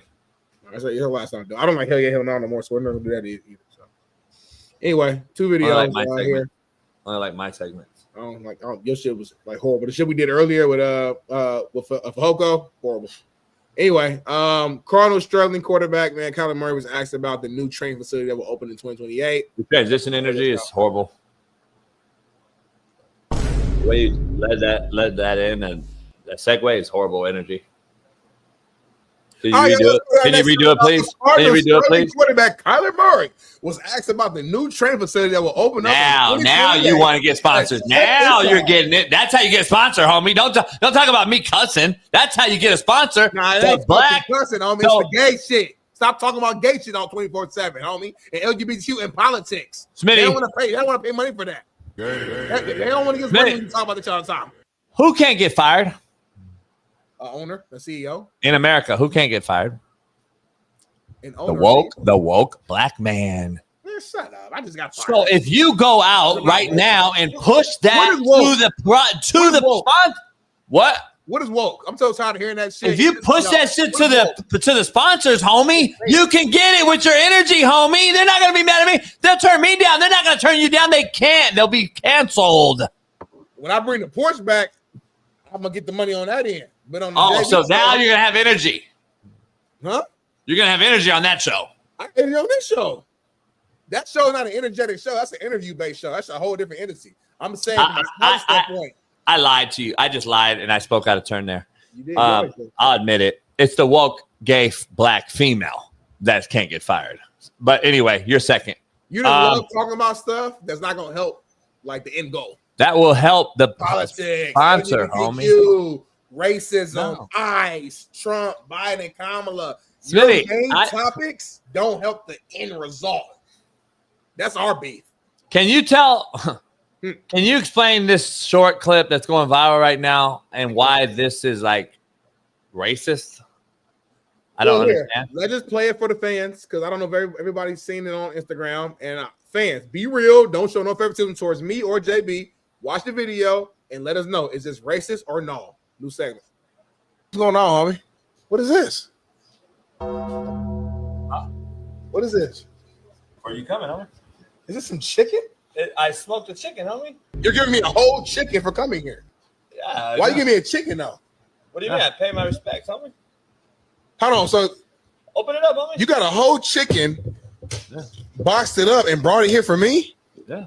God damn that motherfucker. Look at that motherfucker. This motherfucker brought me a whole chicken as my gift. What do you mean, homie? It's not a gift. And this ain't the most racist shit that's happened in my life. It's not a gift. You got me a whole chicken as a gift for dropping out here. Why is that racist? You thought I wanted it? Get off me, ass. Get off my balls. Why is that a racist, Stop. homie? I don't get it. He brought me a whole chicken. Where the watermelon at? I got it in the fridge. I know you do. What I'm saying, though. Where's the grape soda? I got that in the fridge. But you just that should I Feel about smoked 2 chickens the other day, homie. Should I say thank you? Should I don't know. I don't get it. This dude got me a whole chicken as a gift for driving here this morning. I don't get it, homie. What's wrong with this? It's a bad look, homie. Is it? It's bad optics. Keep going, Betty, real quick. As your boy, I'm gonna say this is bad optics, homie. I mean, thank you, but I just feel like out of all the like things you could have gave me, like shirts, a hat, we got new merch, new mugs. Yeah. You gave me chicken. I mean, And then last month you gave me watermelon. So I'm just adding them up. We have a viral video of you giving me watermelon with seeds in it. But in fairness, it wasn't fried chicken. I think that's the key. So fuck everything I said. It wasn't fried. Can I add something? Please. The end was the key. That it wasn't fried, but the problem that I'm become called a racist today is because the fact that you used a certain word and term in that short clip. You said it was a gift, homie.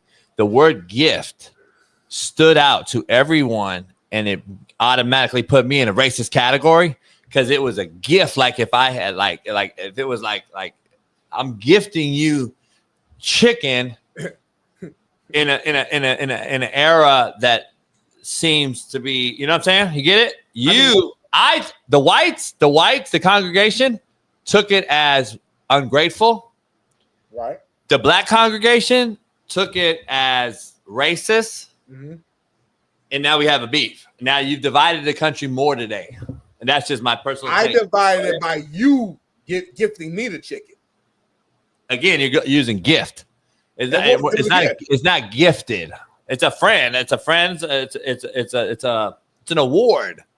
Oh shit, that's even worse, homie. Award is way worse than gift. Am I lying, chat? Even better.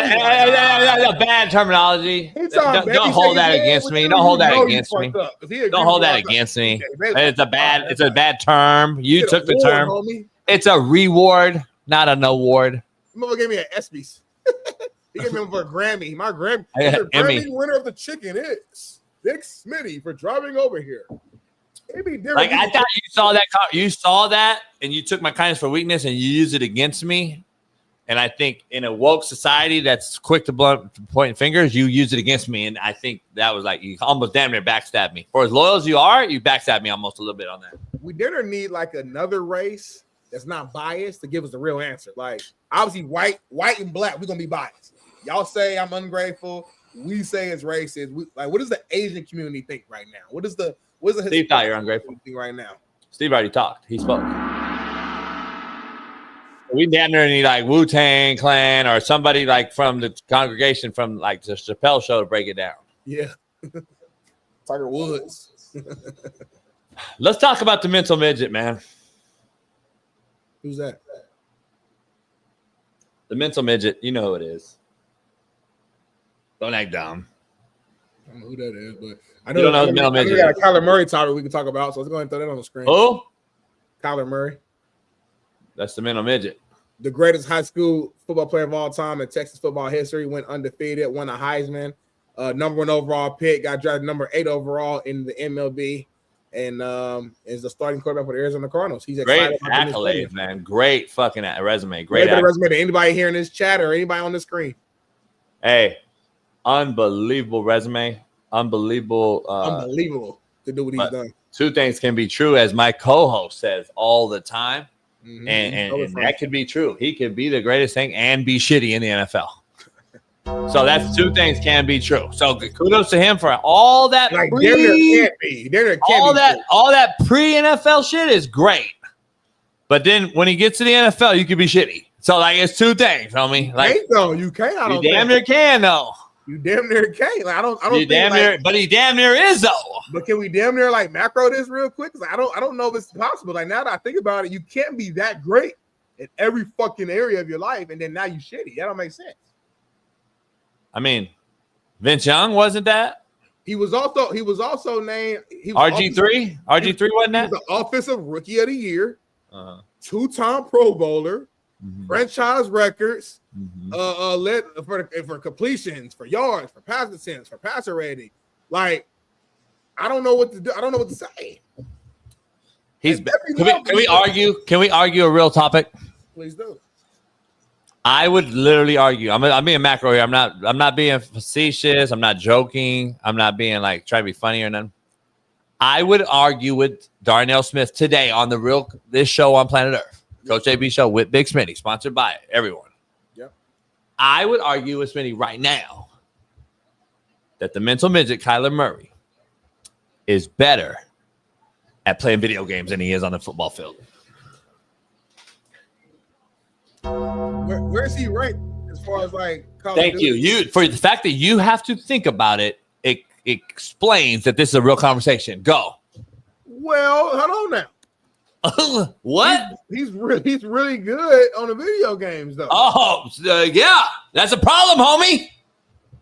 Let me see. Kyler Murray's ranking varies significantly depending on the video game and year, but as of late 2025, Time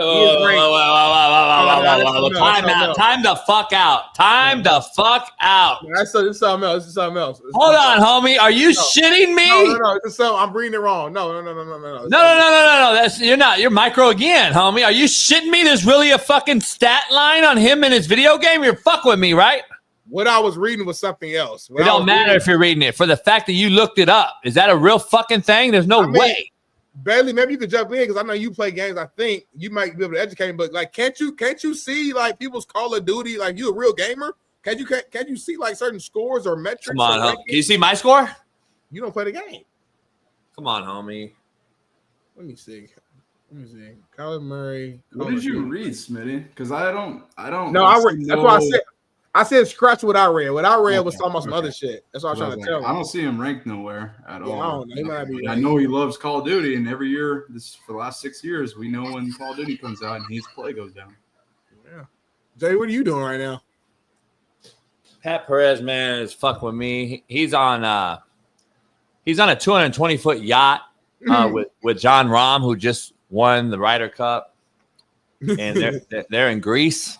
And he's just flossing and talking shit. And he just jumped off the yacht into the water, and he pulled his pants down in my face. So anyway, why do we have Liv be our fucking main sponsor, homie? The Saudis are fucking loaded. They just throwing billions around. New boxing league. Paddleball. New golfing league. We're gonna buy EA Sports. Like, what the hell is going on? You need to be the Coach JB show with Big Smitty, sponsored by Live. Everybody in the chat is calling it something too, but I ain't gonna. Nice way to rub it in. Nice way to rub it in. Thanks. Hey Pat, I'm still waiting on them Jordans too, homie. Anyway, I don't fuck with Pat Perez no more. So I'm just throwing that out there. He knows your yacht is like in repair right now and shit too. My yacht's like the boat that's on their yacht to go around like the little towns. Your yacht is like a jet ski for their yacht. Respect. Yeah, I got the bill yesterday. I got the bill. My boat's halfway getting fixed. Yep. And I got the halfway bill yesterday. You know the thing is, JB, this right here is a prime example to show you that there's levels to everything. Because listen, you have a yacht. Yeah, That's I know. A flex, period. I know. You have a yacht. And he's shitting on me right now by pantsing me or mooning me. He's mooning me like. And there's somebody who had a bigger yacht than him. Oh yeah, that's not nothing. Yeah. Magic Johnson got a crazy yacht. They're on something like Magic's in Greece. Yeah, they're on something like that. But it just hey, Smitty, I got the halfway bill. It's only $10,500. Oh, you got that, homie. Just don't pay Paris and Bailey for like the next 2 months. Take the money that you would have gave them, put that towards the yacht, and then they'll understand. They understand it's a bigger picture here, and then we'll get the yacht fixed, and then we'll get back to it. I damn near shitted. I damn near told him to pull the fucking thing, send it back to me. I'll fix it myself. So what are you telling me? So not even close. So you're telling me it's gonna be $30,000 to fix this motherfucker? Just to fix it. Then you got to pay for the new location. I only spent $120K on the motherfucker to buy it. Then you got to upkeep. It's gonna be something else. Gas, food, hose. So, I mean, you gonna spend about $1 million if you end up paying for this and you keep this thing for the next 5 to 10 years. You are gonna spend upwards of $1 million on this yacht. So if it's worth it, hey, do it. You got it. Well, then that would be the worst investment in the history of investments. Well, getting a boat, period, is a bad investment. But it's just part of life. You got to pay to play, though. There's an old saying. You got to pay to play, homie. Hey, baby. Hey, girl. I almost ate them. You lucky. Last night, I almost ate them motherfuckers. Did you take the chicken home to her? So, JB gave me a whole chicken as a gift for Johnson's house yesterday. Is that racist, yes or no? A whole fucking with the everything, the whole chicken season. No, the whole chicken with the head and everything. She's speechless. She knows. She knows my heart. So she's like, yeah, you should. She's like, you better took that motherfucker home, right? Like that's what because she for hood. Even if it was racist, real hood motherfuckers still like. Well, I still ate that motherfucker. Like, yeah, best believe. I didn't say that. Two things can be true. I eat the shit out that motherfucker. It was seasoned. It was seasoned now. I'm just saying that like it was racist too, though. It was seasoned. Now, when you end anything with now, it's super white backwoods redneck. Do it real quick. Alabama, they came to play now. And I'm just telling you, they don't show up to Vandy. Vandy will fuck around and beat us now. So you better fucking figure this out, Bama, goddammit. Georgia just found out now. And I'm just telling you, Ole Miss over there, Lane, they got their boys playing now down there in Mississippi now. And I'm just telling you, shit, Mississippi State damn near, they got to go to A&M. It's a tough one now. But A&M, they got their Levy got their boys playing, and so does over there, shit, A&M's tough out now. Lane giving Ole Miss fuck around. They fuck around losing, that's gonna get upset now. Everything now is white. And you said now a couple of times. You showed me your Indiana. There you go. Indiana and my family, like my mama, my grandma, all of them are from Kentucky, from Bowling Green, Kentucky.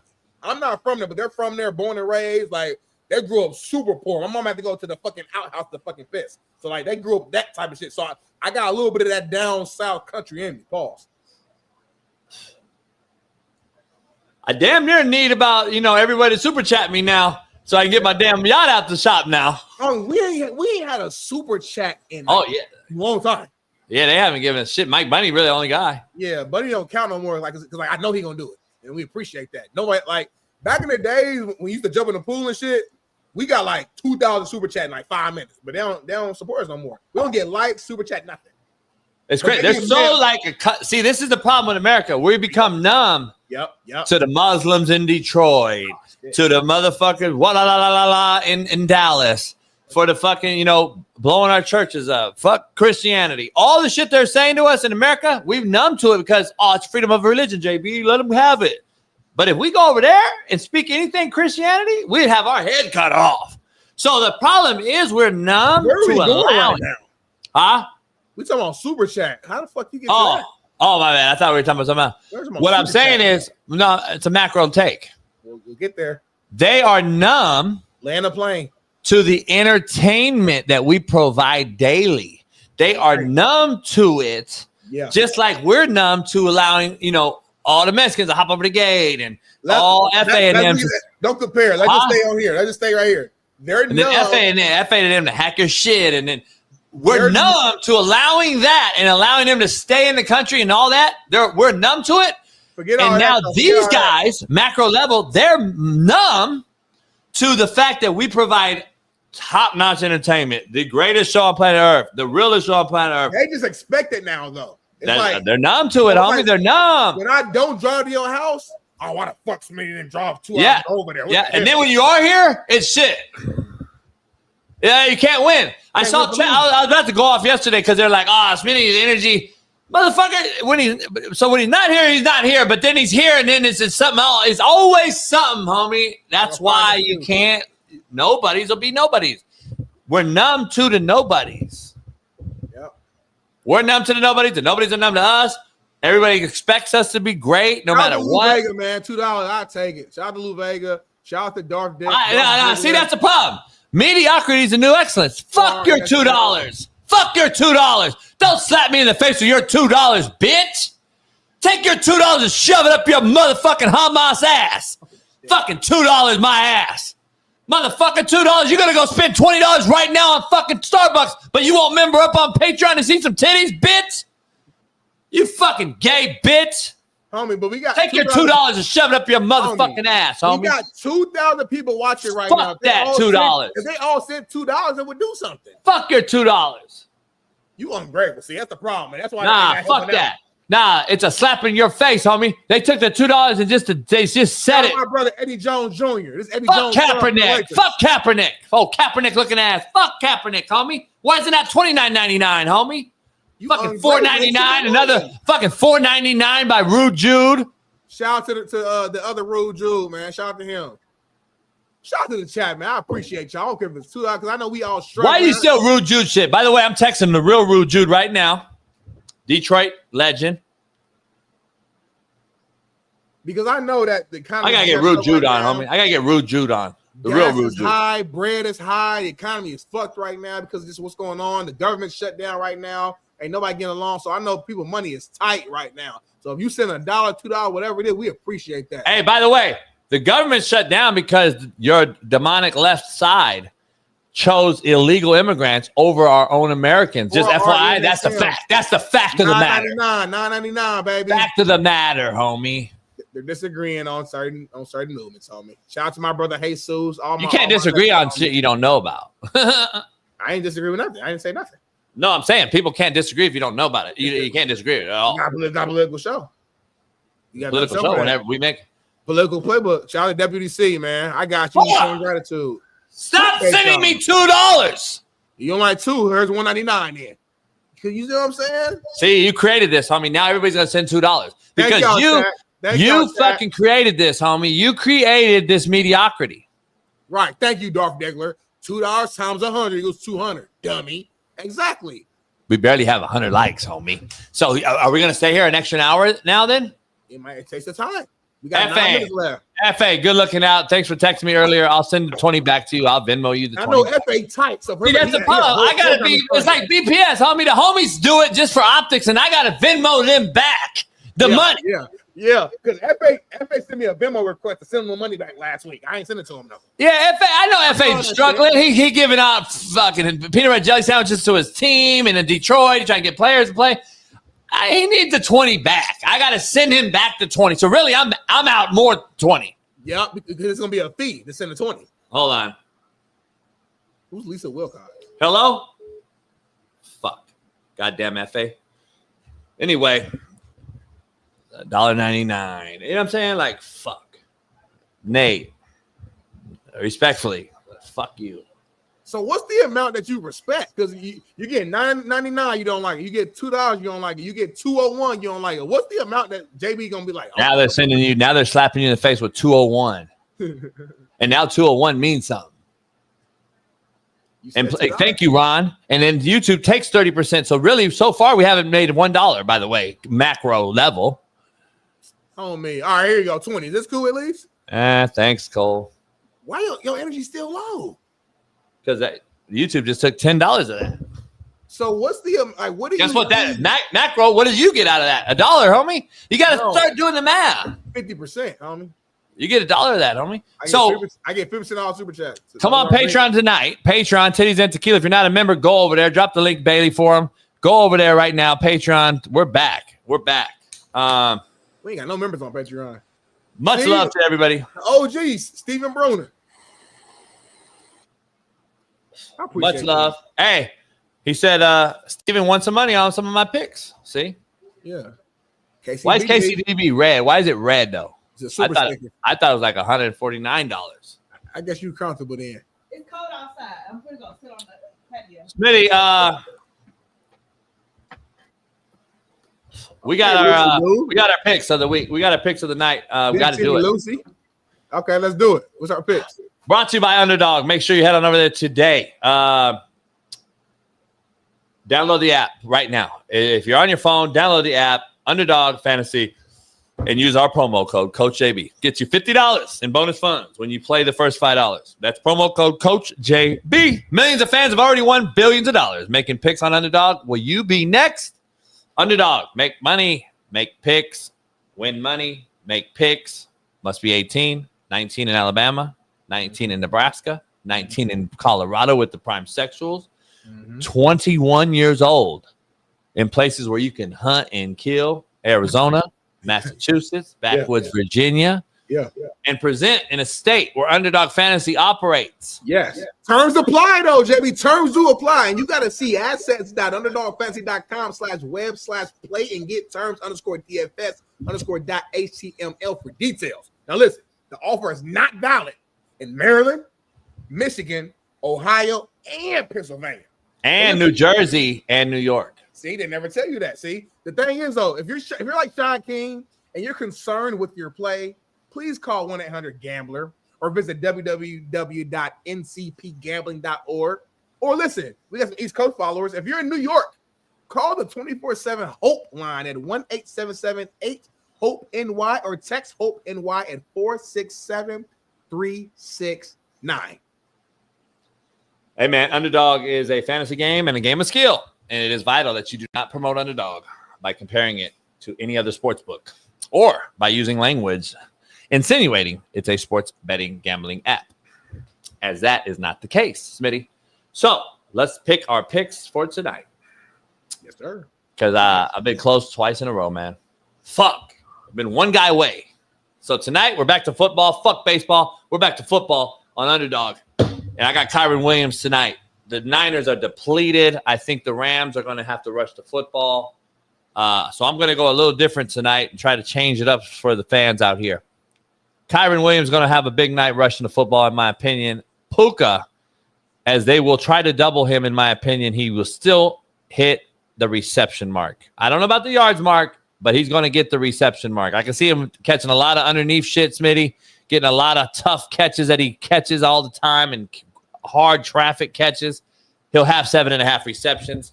Devontae Adams, though, I am going to go over 54 yards receiving. He's getting a little bit healthier, and he'll be the one that catches the big ball over the top when they're all worried about Puka underneath. Jared Verse, Smitty, on the defensive side, I got to give it up for Smitty. On the defensive guys, he will have 3.5 tackles, Smitty. Am I tripping on that? Now you're not tripping at all, homie. I believe you. I believe what you're saying. I think 3.5 is a low number. I think he might have 6 or 7 tonight.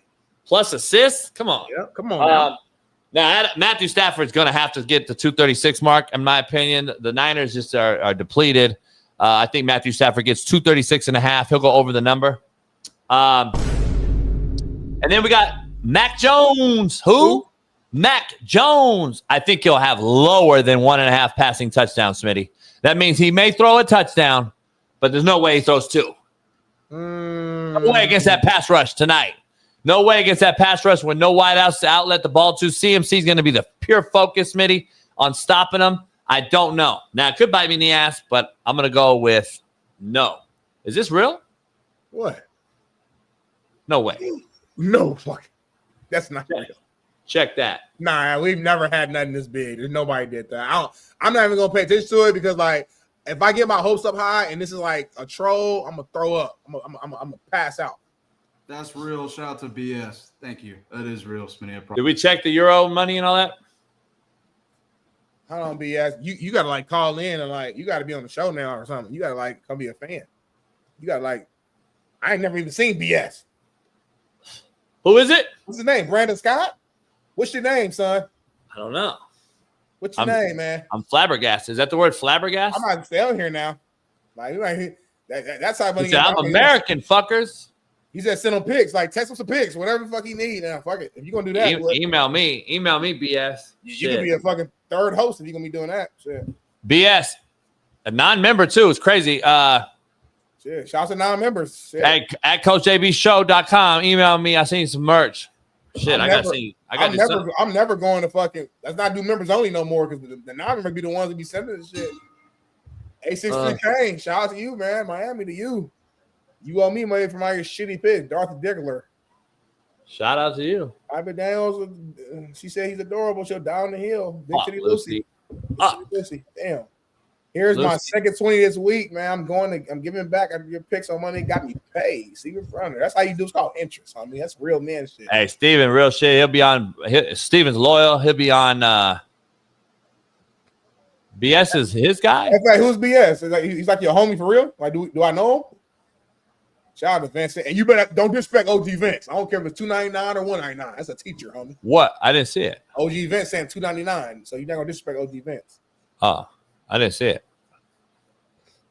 But Vince, no damn well, he put more money in the church over there in the goddamn delivery pod.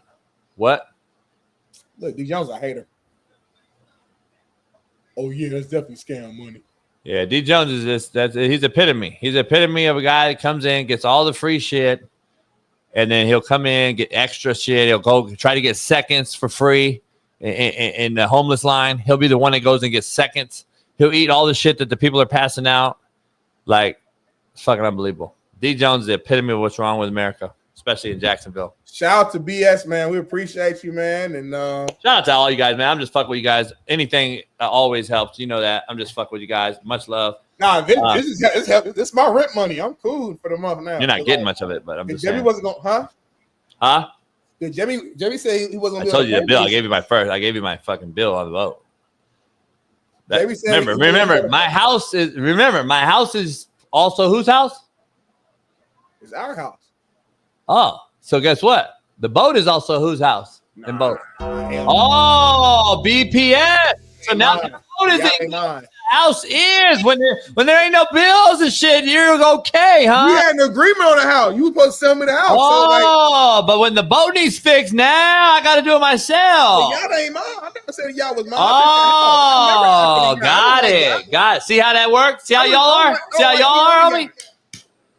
See how y'all are? I don't like water. I never got on your jet ski. I don't even like. Ooh.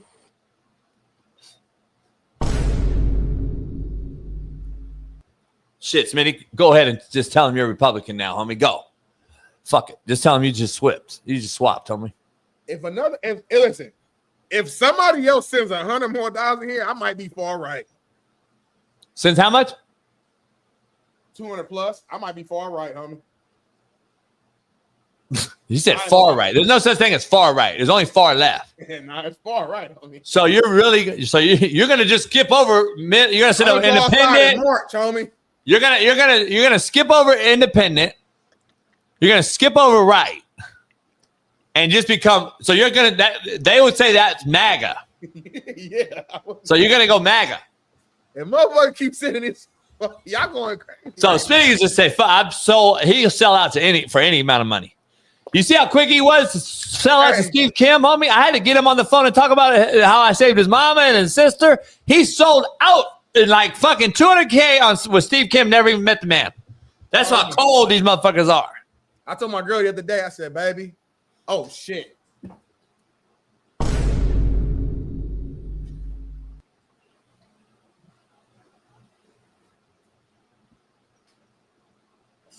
You man of your word or not? I guess we voting Republican now. Huh? What'd you tell your wife? To my wife the other day, I said, listen, man. What did you just tell her right now? I didn't say nothing. Hold on. Voting Republican. If you had a picture, Lisa, I would take you a little more serious. It's hard to know if it's a real woman or not. That's the only. I know. Since you don't have a picture, then you're a fucking cunt. Oh, stop saying it. I mean, I just call it out what it is. Manny, I'm gonna make a list of words that he shouldn't say, and we're gonna have it on the show. I'm gonna just have it. I'm gonna just like, that's one of them. Boom, off the bat. Did I go over all the picks? And then you get mad at Bailey when the shit don't monetize shit. Thumbnail. No, motherfucker, you said cunt. No, we get age restricted because of Bailey's thumbnail. What is going on right now, bro? I can't see it. I got the big screen up. But Mac Jones under 1.5. Make sure you guys play these picks on Underdog tonight. Have you noticed the thing? Have you noticed the common denominator? What? That the far right's paying the bills. Because y'all got fucking money. It's always been that way, homie. No, the Democrats have the money, homie. The left has the money. The left has the money. The left has the money, homie. No, they don't. Can a Democrat in here send $100? No, they can't. Cause they're fucking gimme. Yeah, you are, homie. Y'all demonic as fuck. This proves that the far right got all the money. You're all fucking demonic, homie. Oh, this is BPS fucking 101, baby. Get the sound ready. Ain't this some shit here? Oh shit. Ain't this some shit? Oh my gosh. See, I have a little bonus by Paris.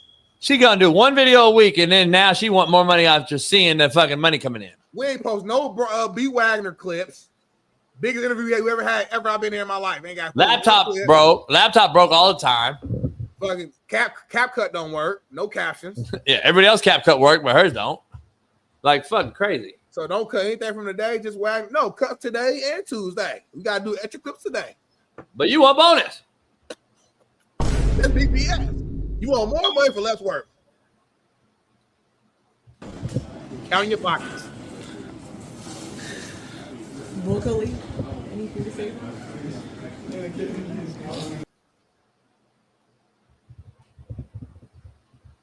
Oh shit, I was on mute. You hear me? We got 5 minutes left in the show, homie. So how you want? Anyway, how you doing any last 5 minutes of the show? Huh? How you going any last 5 minutes of the show? I got the Rams big. Yeah, I'm going with the Rams. I didn't know all the injuries that was going on with the Niners, so I got to go with Rams. I got Rams big tonight. They're going to show us that they're the best team in the NFL, and you got to put your neck on somebody and make them blow snot bubbles, dog. Because at the end of the day, Smitty, snot bubbles is crazy. What you smell? What you smell, homie? What you smell, homie? What you smell, homie? What you smell, homie? What you smell, homie? Smells like straight motherfucking pussy out there.